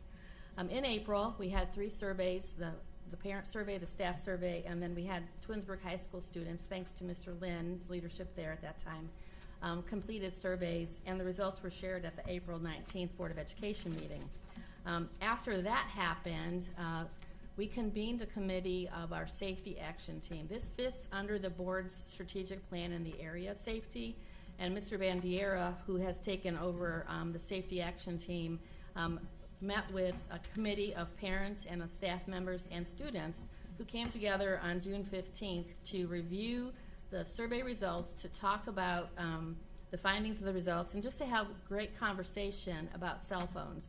I want to thank Mrs. Davis. She provided a couple of articles of research that were part of the conversation that night, and we just wanted to summarize that. I wanted to ask Mr. Bandier to come forward as the action team leader. He has done a phenomenal job taking the survey results, working with his committee, and tonight bringing forth some recommendations from the committee that have already been vetted through the policy subcommittee of the board, but we bring it to you tonight for greater conversation. Thank you, Board, for this opportunity to speak with you tonight on this. I'm going to go way back for a second. Thank you, Mrs. Hunt, for the idea for the freshmen. As a former freshman of Twinsburg High School, walking around the lost that first day, I appreciate that that day just for freshmen. So thank you. Back to the policy at hand here. Our topic. So when we met with our committee back in June, we heard a lot of different opinions and voices on this topic, and we probably went back and forth probably about 10 different times on what we were thinking and how we would best support our teachers, our students, and our staff in this. Some of the comments that were important that were made that day is our students really don't realize the amount of time they are spending on their phones. I shared with Mrs. Powers over this week. I get that, I don't know if I like it, that awful Sunday notification that says you've been on your phone this many hours this week, or averaging this many hours a day. But our students, I don't think they even realize how much they're on their phone. So that's something that we've realized as well. Cell phones can normalize some of that deviant behavior. We've had some of those issues in the past with some of that behavior, and I saw it on TikTok, so I can do that behavior. It's very kind of normalized some of those behaviors we have to just be cautious with. It's an addiction. And just as we talk about other different things that our students are addicted to, I think use of technology, those cell phones do become a type of addictive behavior that our students deal with. We always talk about building the whole student and how do we build healthy habits, and we talk about what does it look like when our students graduate, if they're going into the field of work, do we want them pursuing a welding career and using their cell phone while they're in the middle of doing a welding project. That's not the most safe item, and we have to teach them some of those things, how to manage that time. If they're going, you know, in the field of education and they become a surgeon. I don't know my surgeon who's operating on me, you know, pulling out a cell phone and looking at it during the surgery. So, you know, and students are playing games on their wearables instead of paying attention. We see those wearable devices at our younger levels. They're very easy to, you know, start playing with and become more of a distraction. And, you know, one of the things that we talked about those yonder cases. Some of the local school districts are trialing those. Some, they trial them at some concerts and other type events as well. And, you know, as a committee, we said, that's great for some districts. That's not something we want to pursue. Those yonder cases are a locked box that the student holds on themselves, or a locked bag, I should say, the student holds on them, that they're unable to access that device throughout the day. That's not something we're looking into. Moving forward, so we look at a policy consideration from our action team that every classroom across the district should have a storage box. And it could be a box, we'll show some examples here shortly of what that could look like. But a storage box or you know, area for cell phones or other portable music systems, you know, different things that students are using for that. Or every classroom should have a storage box, you know, for just the cell phones. So we looked at both. You know, should it be every device? Are we, you know, are we potentially putting a suitcase in every room for each student, or are we putting just a smaller device storage system in each classroom? We met as a team with our board policy committee, and we said, you know, the biggest word that probably got mentioned 100 times that night we met in June was the word consistency, making sure that we're consistently enforcing a policy across all of our buildings. We don't have this as much at the Wilcox and Bissell buildings, but we do have it, you know, at some of our upper buildings, and making sure that we're being consistent in our language and in our enforcement. Schools should provide a phone caddy in every classroom with an assigned slot, so something we'll talk about a little bit later on here, kind of showing some examples of what that could look like. Cell phones can be used for instructional purposes with explicit permission of the teacher. There are a lot of great uses for cell phones in the classroom. We don't want to remove that, so there can be times where a teacher, you know, does designate that as, you know, pull out your cell phones. We're going to use it for different subject material. Cell phones should not be used during assessments. We really want to know what our students know, not what Google knows. So we're trying to make sure that, you know, we want to kind of, you know, take away that cell phone during those assessment times. Cell phones can be used during our study hall and lunch periods. There's times that, you know, students have lesser things to do in our buildings during those downtimes. We all have downtime. We all have downtime in our jobs and things like that. We're more than happy to let our students use them. And then parents and guardians will sign off on our new policy regarding power schools, just as they sign off on all of our handbooks every year. So recommendations were then taken to our board policy. Sorry, I didn't click there. Okay. Recommendations were then considered at our board policy subcommittee meeting, which met last week, and we looked at some updates to our policy and how we make it a little more manageable and reasonable for our families and our students. Not to read through it, but some of our proposed handbook language. So we said, you know, we should amend our handbooks. It's not realistic to say our students are never using their cell phones across our school environments. So we kind of defined some times that students are able to use those cell phones or other devices. We've specified it by each building, so we went building by building, kind of looking at their times and making sure that we have allowable time for students, you know, can use it before the bell and after the bell for each of their buildings. At Twinsburg High School and RB Chamberlain, in the halls during class changes, you know, making sure they're safe, but also, you know, is it okay to maybe, you know, respond to that text message in the hallway when you're changing classes? Sure, you're not interrupting your education at that point. At the high school and at RBC, we've asked that, you know, we've responded that, you know, students can use them in the cafeteria, you know, allowing them to use them in the cafeteria for, you know, trying to make sure we're still staying appropriate with them, using them for appropriate matters, but using them in the cafeteria. And then also, like I mentioned before, that study hall period and then after school related functions. You know, cell phones are important for that when our students are at a basketball game or a track meet or things like that.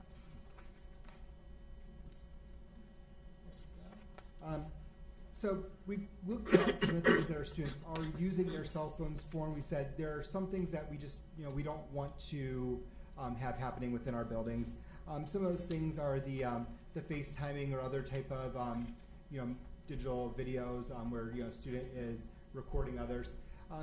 With that, that creates a lot of different issues. If there's student privacy concerns that are being shared, there's things that inappropriate areas, maybe a student's using it in talk about in a restroom or different places like that. There's a lot of things there we try to have a handle on. We don't necessarily want our students broadcasting their whole life all day long there. Taking videos of any kind, videos can always be a challenge. Like I mentioned before, we don't know who's being on those videos, the privacy concerns. We have different waivers that we use for students that allow releasable information. Some of our families haven't, sign up that they don't want their child's information released, but if a student's videotaping and using their cell phone for that, we don't have control over that. Pictures as well, we don't want our students using them for pictures. Our students love to take selfies, and we want to make sure that we respect that, but we don't need those during the classroom day. Making recordings on social media platforms, it's just not a good practice to be broadcasting our students out on social media. We don't know who is receiving those images or those videos. And then sharing information about assessment. I don't want to know that what happened in Mrs. Hunt's first period algebra class, all the answers are C today. That's not what we want to make sure is out there. And then using the devices for any type of that bullying, whether that in-person bullying or that cyberbullying that could occur, or that harassment. One thing we're sure of, there are times, as our students have urgent matters, different things going on. Our students have challenges in their life that didn't exist even 3 or 4 years ago. So we recognize that in urgent or necessary matters, students may use their cell phones to contact their parents, guardians. If there's something urgent that needs to be discussed, or something, maybe a relative was having a surgery or something that day, and we want to make sure that our students still have access and make sure that there's still a line of communication there. Regarding our handbook language, we talked about our students will be required to store their electronic devices in a school-provided caddy during all their classes, except for those lunch and study hall times, or unless an approved medical exception applies. I specifically think of some of our students who have diabetes, and with that, there are various uses where those cell phones kind of help monitor their blood sugar, and that would be documented in some type of medical plan or a 504 plan for a student. During our class period, students are not permitted to use their electronic devices. This includes hallways or going to a restroom. So, a student, we said, can use them during class changes, but just to leave a class to go use it, unless there's something really going on, we want to make sure we're limiting that. We want our students in classes in learning. Students are allowed to use their electronic device in the classroom if they have explicit permission from their teacher. So again, like I talked about, there's cases where we have those situations where a teacher will allow students to use their cell phones for different purposes. And then students in the lunch cafeteria commons are not permitted to use their electronic devices in these outside, my PowerPoint cut off the word, outside of these specific areas. So we want to make sure that we're limiting our areas that when students are able to use that. A question always comes up is when that device happens to go lost or missing, it turns into the great hunt of where's the cell phone, but ultimately students are responsible. If they're bringing these devices to school, if they're bringing these $1,000 plus devices to school, it's on the student, it's on the parent that's the agreement that they've made, that they're responsible for it. The board does not assume responsibility for theft, loss, damage, vandalism, any of those things if something happens to a cell phone when it's on our property. And always, we encourage our families, the best way to get a message to your child throughout the day is by contacting our offices. We have our offices well staffed with our administrative assistants in there, and they can make sure those messages get to the student in an appropriate manner. I already mentioned this, that if a student is using their electronic device during an assessment, and we're finding that if it's like a cheating scenario, they will receive a 0 on that assessment, and consequences will be followed along with our handbooks for any type of plagiarism or cheating. And then at the various levels, the consequences for using a cell phone may vary a little bit differently. So when we talk about Wilcox and Bissell, again, we're not talking about major challenges there. We're talking about our youngest learners, and many of them do not have access to cell phones, but some of them have the devices, the watches, things like that. So we would kind of run through these different scenarios. If a student has a first offense all the way down to the fifth offense, where a student may be prohibited from bringing that device to school anymore. So, at our older buildings, George G. Dodge, R.B. Chamberlain, and Twinsburg High School, we would look at little more strict consequences there, where students would have run through these, including things like an after-school detention, or alternative learning environment, that ALE, potentially leading to a suspension, and then again, that prohibited from bringing a device to school anymore. And then ultimately, that student that has said that the cell phone has now become a part of me and it's an appendage on me. If a student is refusing to turn that device over to a staff member, they will be, they could be have to face an out-of-school suspension as determined by our administration. This applies to our students in grades 4 through 12 because that's where suspensions would be allowable for student behavior. I get to turn over to Mr. Strickland for a few minutes, who's going to talk about what some of these devices I've been mentioning could look like, and then we'll bring it back together for some more discussion. Thank you, sir. Thank you, board, members of the community. We are going to look at the options that we explored with some of our partners for each of our school buildings. Obviously, Wilcox and Bissell don't require the same level of storage because the odds of them bringing these kinds of devices are a little slimmer. So what these look like, these are pouches that hang over a door or a wall space or a board to where the teacher can assign a number and then the device can slide in there. So those are really pretty straightforward. On the next slide, it just talks about the highlights of them. Easy to clean, easy to store devices in. And then as we look at George G. Dodge, these get a little bit more sophisticated. Each phone or each device has a slot for all the devices. They can fit up to 30. The door does close. You don't have to lock it. What I liked about these is the teacher or the adult can take it by the handle if that was ever a consideration, and all of the devices can be moved at once. We did not explore any sort of charging option at Dodge. This is just a straight up storage option. And then, also just some of the highlights of it, so to speak. So then, however, as we looked at, you could probably bump past that. Yeah, there you go. No, I'm sorry, back up. My apologies. So as we look at, and the board has this, you have this in front of you, but for R.B. Chamberlain Middle School and Twinsburg High School, we looked at adding the component of students having the ability to charge their device. So what we envisioned that looking at, we partnered with our technology team and we looked at several different products out on the market, different options, and they make some very crazy priced devices, but we didn't pursue those. We tried to keep it very basic and very simple to address the needs that have been brought forward tonight. So again, you see the same sort of caddy setup that would be at Dodge, and then the extra component is we would plug in next to that USB port drives in the form of a power surge strip, where if students want that component to charge their device, they would bring in their own cord charger. So whether it's Android or Apple or whatever brand, they would be responsible to bring that in. We're just providing the power bank for that. So again, it is one central lock door if we determine that's what we want to do. They hold up to 30 devices, and then the USB port charging stations are compatible with any device. They are surge protected, and one nice thing about them, they're idle when not in use. So if anybody says, well, are we draining our energy or anything like that? If they're not charging anything, the energy stops there, so they just sit idle. And they have cooling fans and all that sort of nerdy detail stuff. Are they charged in a slot, or is it just charged from the cords? So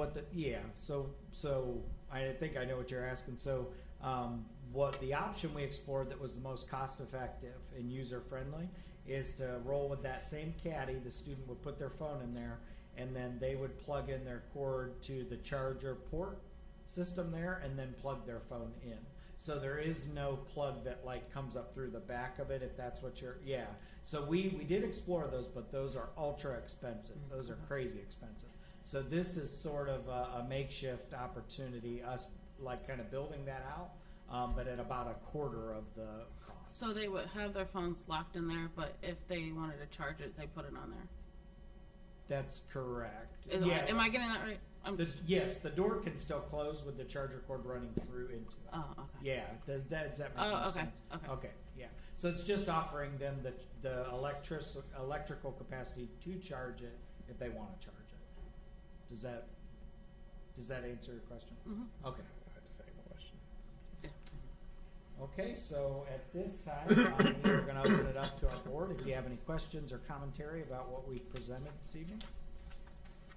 I'm just gonna start, just a quick comment, I may come back later, but this is not by any means a punishment to the students.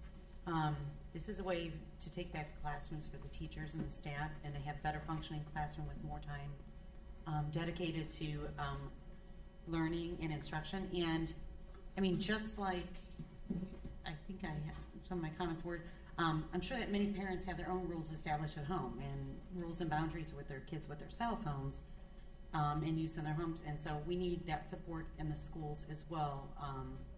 The support so that we and the schools have the same, that we can support a healthy and productive learning environment. So stressing this is not a punishment to the kids, because most of the kids do what they need to do and respect the rules of the classroom. Another comment I think is important to the public or whomever might be interested in hearing. Many of our classrooms already have something like this happening. It's just that not every classroom has that happening. And from what I gathered from the different students that I've talked to and or at the meeting, no one seemed to have a problem with dropping their device in a basket or a box or what have you in the classroom and picking them up when they left the room. So they seem to have abided by the guidelines of different teachers in the building. So this has been happening in many classrooms. The thing that I think we heard clearly was it needs to be consistent. The message has to be the same for every classroom, for every teacher, and keep it that way so that it becomes just a way of life for our students. But I think if anyone's worried about it, those classrooms that had it didn't seem to have any issues. The concern that I think I heard was if the teachers started it at the beginning of the school year. Am I right on this one, Mrs. Hunt? If they did it at the beginning of the school year, and that was what they said walking in the door, they didn't seem to have problems. If there were some issues where students questioned it because the teacher decided in November or December that this is becoming out of control. I'm gonna follow the teacher next door. We're gonna get a box and we're gonna put our phones in. That's where you get into that situation, which is where we're looking at it being a consistent across the board, starting on day one, and it becomes like the way of life. And I think that our kids, they need structure. They do function better, I think, when they have structure in their life, and this would just be another way of doing that. Well, hence board policy. I mean, this is obviously this is something that has evolved over years. Like obviously, when cell phones weren't as prevalent, it may not have been prevalent at all. When we're talking about this policy, and now it is. There does need to be structure, and so I kind of liken it to PBIS, right? So if you have it, in a building, and a few teachers, a handful of teachers aren't doing it, but everybody else is doing it, then it affects the culture of the building. So I think that it's important to have a policy in place. That way teachers can lean on that policy, parents can reference the policy. Day one, there's an expectation of, what's expected, what you can do, what you can't do, when you can do it, when you can't do it. I think it's appropriate for where we are in this day and age. So, and again, to Tina's point, I don't think it's punitive. I think a lot of districts are looking at things similar to this. I know Akron just recently, passed some board policy around this as well. other districts are looking at things like this because devices can be distracting, can be a distraction if students aren't using technology appropriately, specifically cell phones in the classroom, because obviously the classroom is for learning. And I think there are areas and purposes for cell phones where they can be used. I just think that, guidance, there needs to be guidance as to what that is. So, I mean, it sounds to me like there's been a lot of discussion. It sounds to me like policy committee has done a lot of work around this based on the surveys and things like that. So, I would support.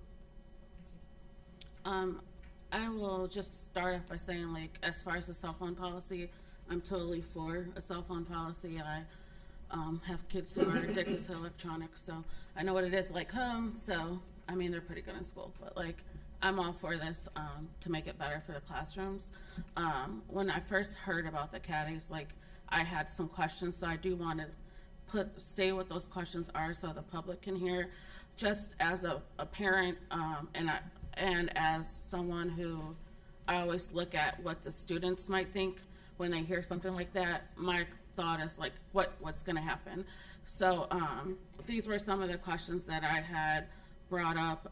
If there was an emergency situation that happened, like, for example, we all know there's been shootings in the school, there's fire drills, there's all different things that happen in the world that we don't expect to happen, we don't want to happen. But if something was to happen, how will that be handled? Are the teachers going to be, trained for that situation, whatever? So the answer I got back from Ms. Powers, that if there was an emergency situation, the teachers and the students' priorities are to follow our safety protocols. If students are in the hold in place, they would be able to retrieve their phones and contact their parents. If students are in an evacuation, they will likely evacuate their classroom without their phones and other belongings.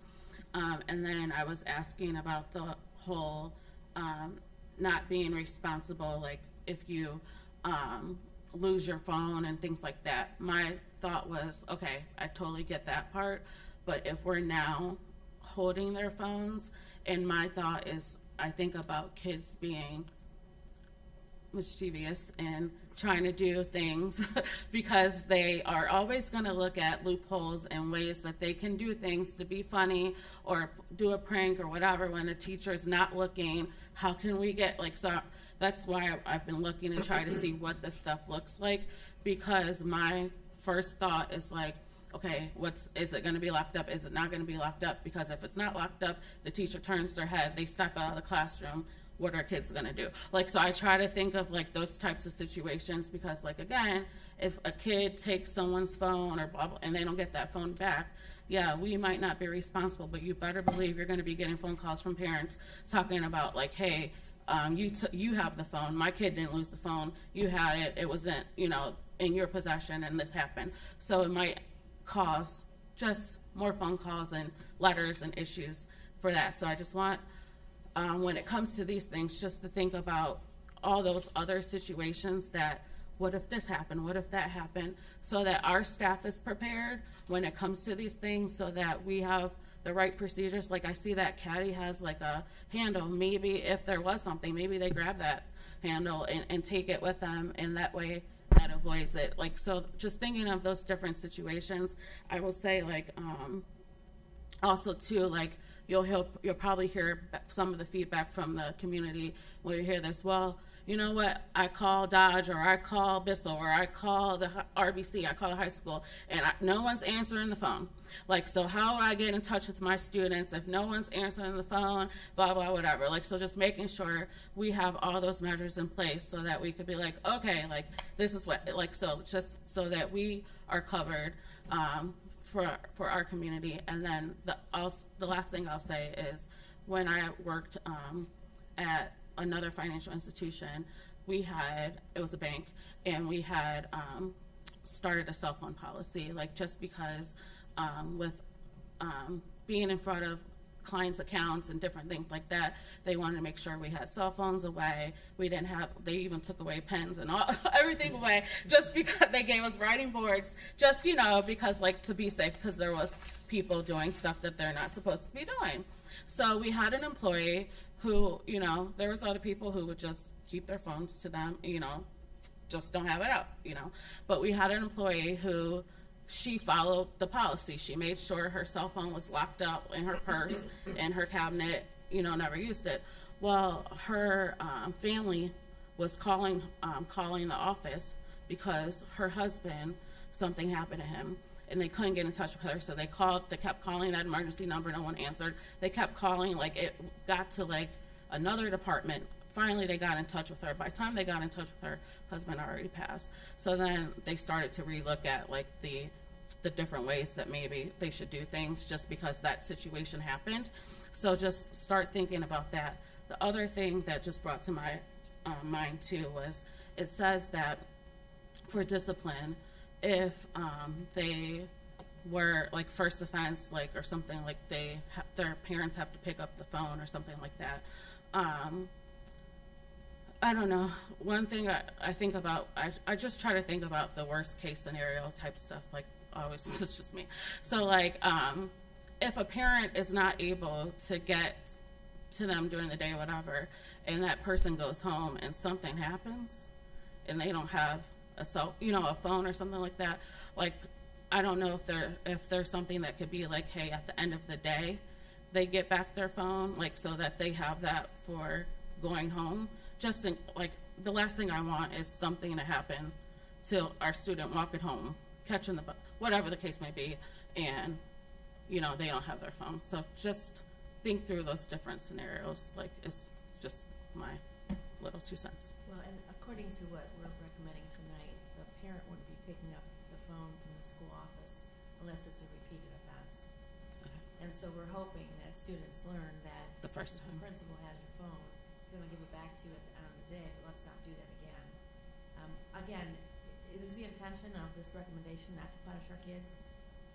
99.9% of our kids do the right things. They're here. We have extremely supportive parents, but for some of our teachers, it has been a trial. We're just trying to come to a middle ground and give options, but also help to instruct kiddos so that when they enter the world of work as an adult, they have good protocols with regard to using cell phones. And so that's our intention. And in anything that we do the first time out, there's going to be a need to revise as we get into this, as the staff looks at this, as our kids get used to it, as our parents see it for the first time, and begin to offer feedback. I know that we're going to have to take a look at this most likely repeatedly next school year, but at least it's a starting point.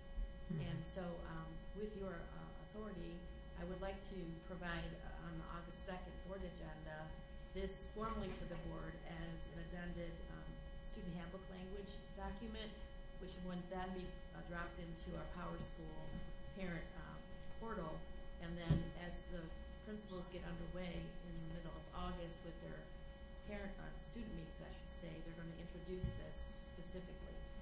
With your authority, Mr. Strickland will be purchasing the caddies. We will use PI, permanent improvement monies, to do that, and they will hopefully be here before the first day of the school year. So that's, in order of things, what needs to happen, but with your authority, we can start to begin moving this thing forward. Do we have the cost of what that will be? Just a shade under 23,000 for every classroom in the district to have one of those different caddies based on the age of the child in that building.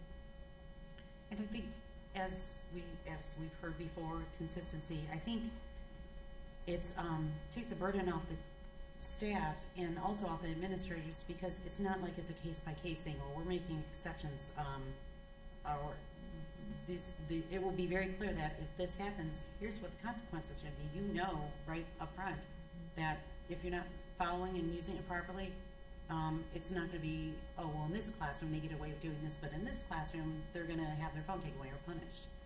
And then as I was looking through some articles and forwarding them, and I never even thought about this point when it comes to safety, and I mentioned to all of you, but one of the studies, well, it was repeated throughout different studies, but they said if students are in a safety situation, if students are on their phone, potentially recording video, that could be a distraction and detrimental. They said they're not realizing that the use of cell phone can make a child less safe in a school because it's distracting from their ability to pay 100% attention to directions of the adults and follow steps, and that the steps that could save their lives in an emergency situation. And that was repeated here and there through some of the things that I was researching. So that's also a good point too. And again, not a punishment. This is for safety, and this is for instruction, and really just gaining some kind of, not that the classes have been completely out of control or anything, but any school, any district, they have issues with that, and it is distraction. The kids don't realize that if they're on the phones and they're half the time, or if they're on their phones, they're really probably only retaining 50% of what is happening in the classroom. So One of the moms that was on our committee that Mr. Bandiero facilitated in June, told the story that her daughter texted mom 911. The child had a stomachache. Mom took it as the worst day ever at the school. Panicked the parent. She came to the school, of course, very concerned, only to find out that there wasn't a safety issue happening, but rather it was her daughter who had a stomachache. So it's back to teaching kids proper protocol and proper use of the cell phones, which is part of what we do as a school district. But I think that we all have to be in this together. Pre-K all the way through 12, staff, all of the staff, certified support staff, and we really ask our parents to help us with this too. I had one question, if everybody's done commenting. I'm done. I know it's mentioned, could you clarify wearable devices? Some wearable devices, watches, may have cell phone plans with them independently. Are they taking off Apple Watches and Android Watch? Is that all going in the box too? Yes. Okay. And that's a medical need.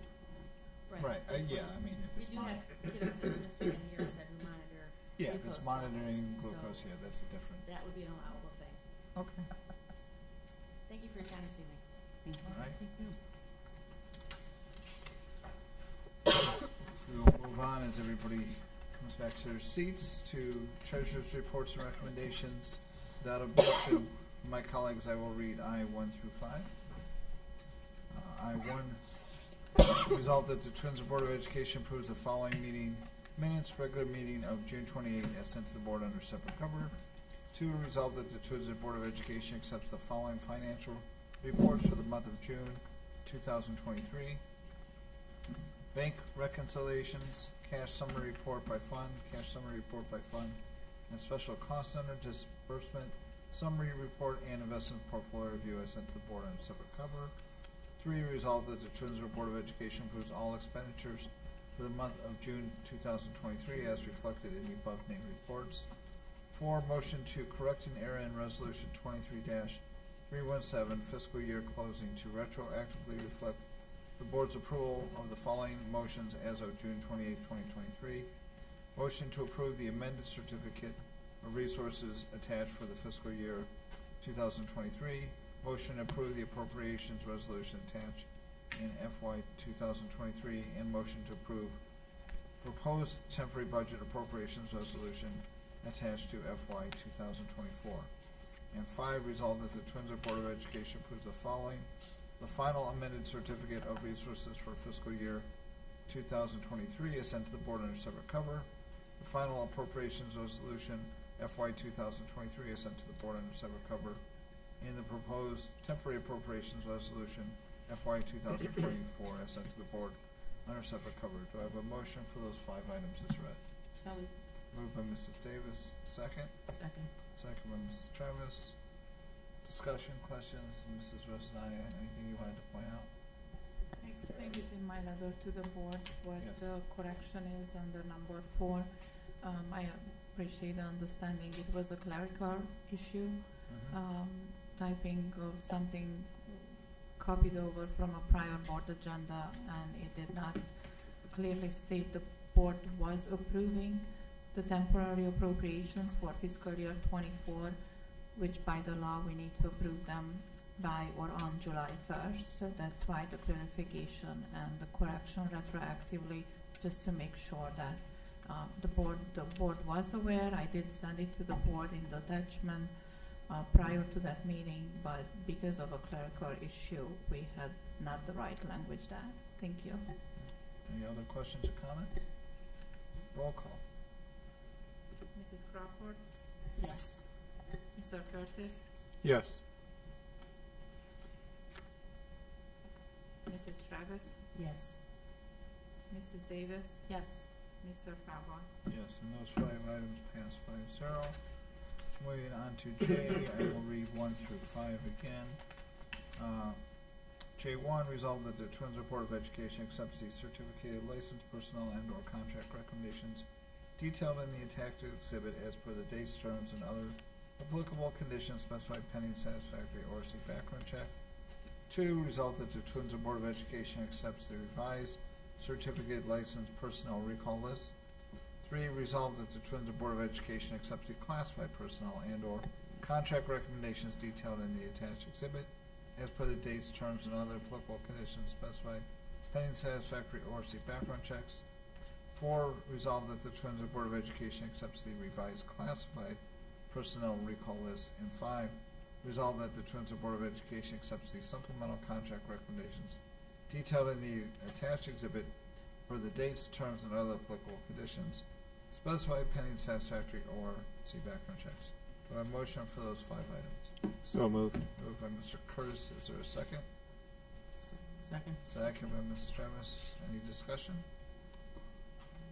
Roll call.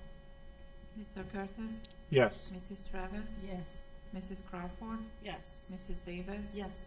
Mr. Fava. Yes, and those 5 items pass 5-0. Moving on, action items of business, 1 through 75, what do we got, 16. K1, resolves that the Twinsburg Board of Education approves the listing of technology equipment to be deleted from inventory.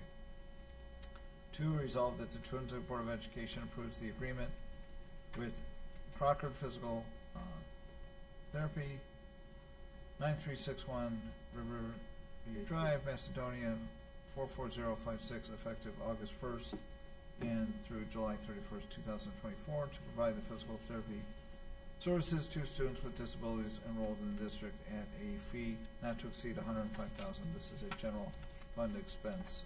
I'm going to stop there and apologize. I'd like to break out K2 without any objection. So Sure.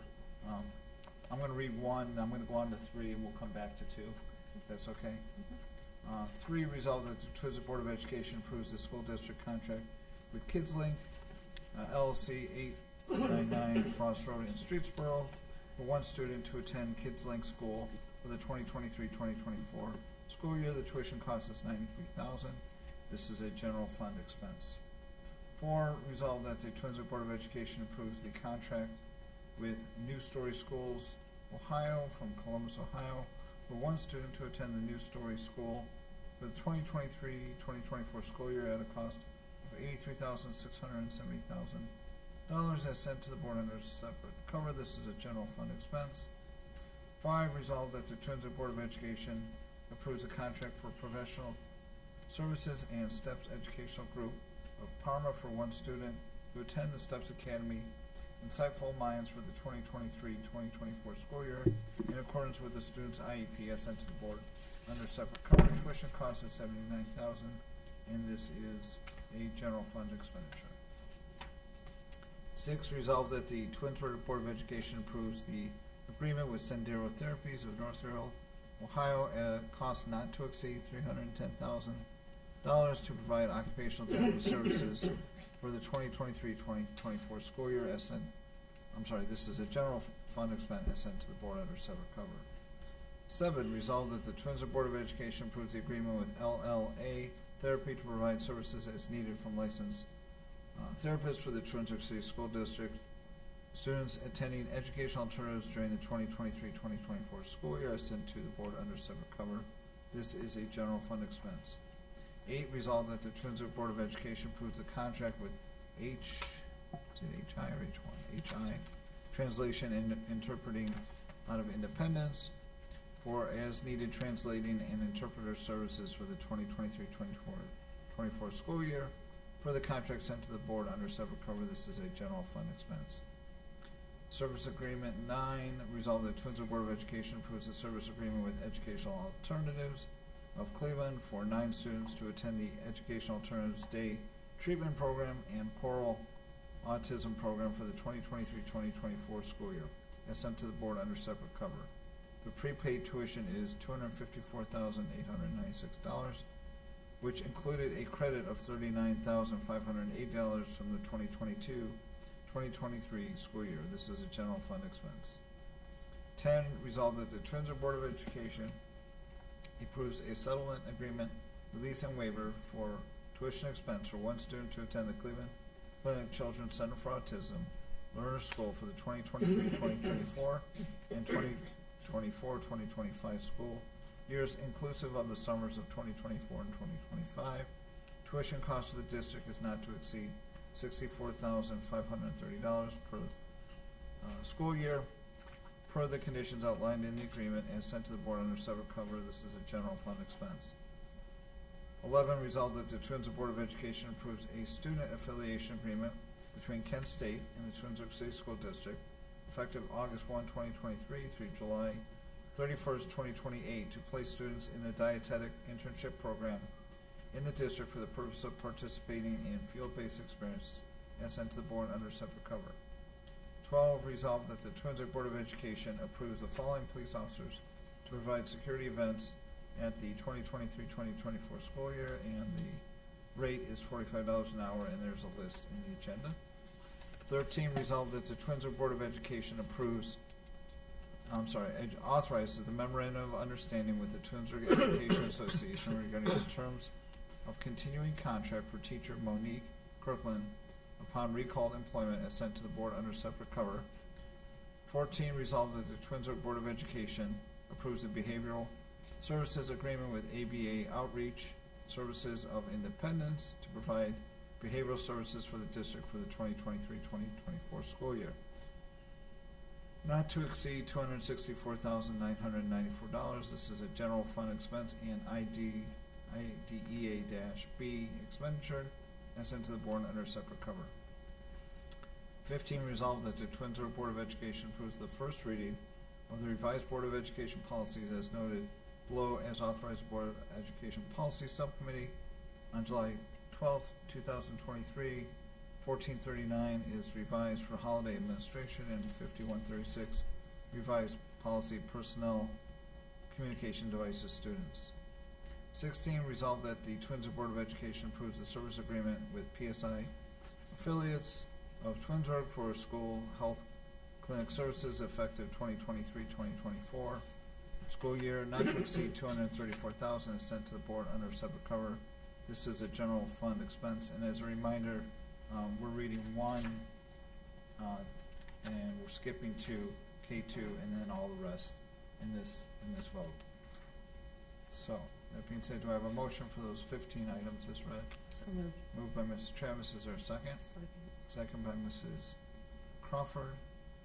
Questions, comments? I just want to point out that it is not a typo error. The number 8 contract with HI translating and interpreting is 6100 Oak Tree Boulevard in Independence. This is not at the ESC, located also on Oak Tree Boulevard. It's not a typo, it's a different address, it's a different location. Good point. Other questions? Anything to point out, Mrs. Powers, anything in particular? All right, again, voting on K1 and then 3 through 16. Roll call, please. Mrs. Travis? Yes. Mrs. Crawford? Yes. Mr. Curtis?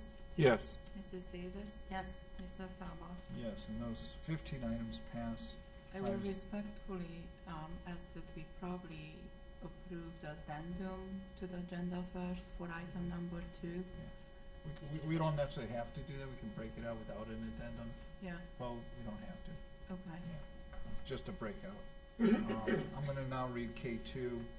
Resolve that the Twinsburg Board of Education approves the agreement with Crockett Physical Therapy of Macedonia effective August 1st, 2023 through July 31st, 2024 to provide physical therapy services to students with disabilities enrolled in the district as a fee not to exceed $105,000 This is a general fund expenditure and sent to the board under separate cover. Do I have a motion for that item as read? So moved. Moved by Mr.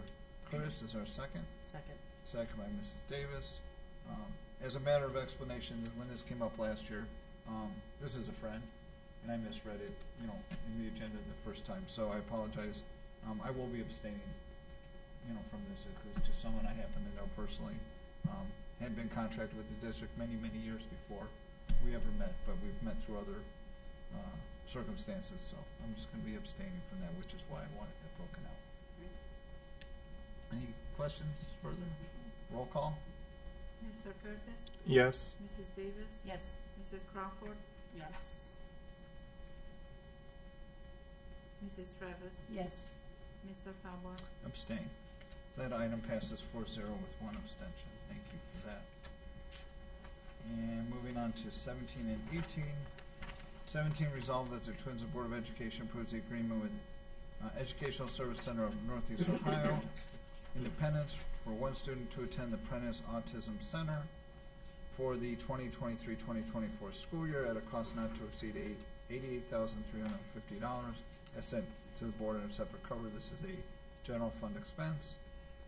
18, resolved that the Twinsburg Board of Education approves the agreement with Educational Service Center of Northeast Ohio of Independence for one student to attend the educational program at Chestnut Day Treatment Center for the cost not to exceed $53,580, as sent to the board under separate cover. This is a general fund expense. Do we have a motion for those two items? So moved. Moved by Mr. Curtis. Is there a second? Second. Second by Ms. Crawford. Any discussion? Yep, discussion. I will be abstaining, not because I don't want these children to go to the schools that they need to, but because it involves the ESC of Northeast Ohio, and although it has nothing to do with me, since I work there, I will abstain. Any further comment? Roll call. 17, 18, I'm sorry. Mr. Curtis? Yes. Mrs. Crawford? Yes. Mrs. Davis? Yes. Mrs. Travis? Abstain. Mr. Falber? Yes, and that item passes 4-0 with one abstention. We're now at miscellaneous. Mark, you use up your miscellaneous? You don't- I did. But you could always have more. Any further comments from miscellaneous? I don't know if it was brought up at the last meeting. I was unable to attend, but I know I mentioned about the fair for I can't remember now. For the Ohio School Board Fair for the student achievement, we ended up also, I submitted for the student activities here at the high school, and so the Iceberg did get approved, as well as Eid. She will have a table for that, and then Black History Club.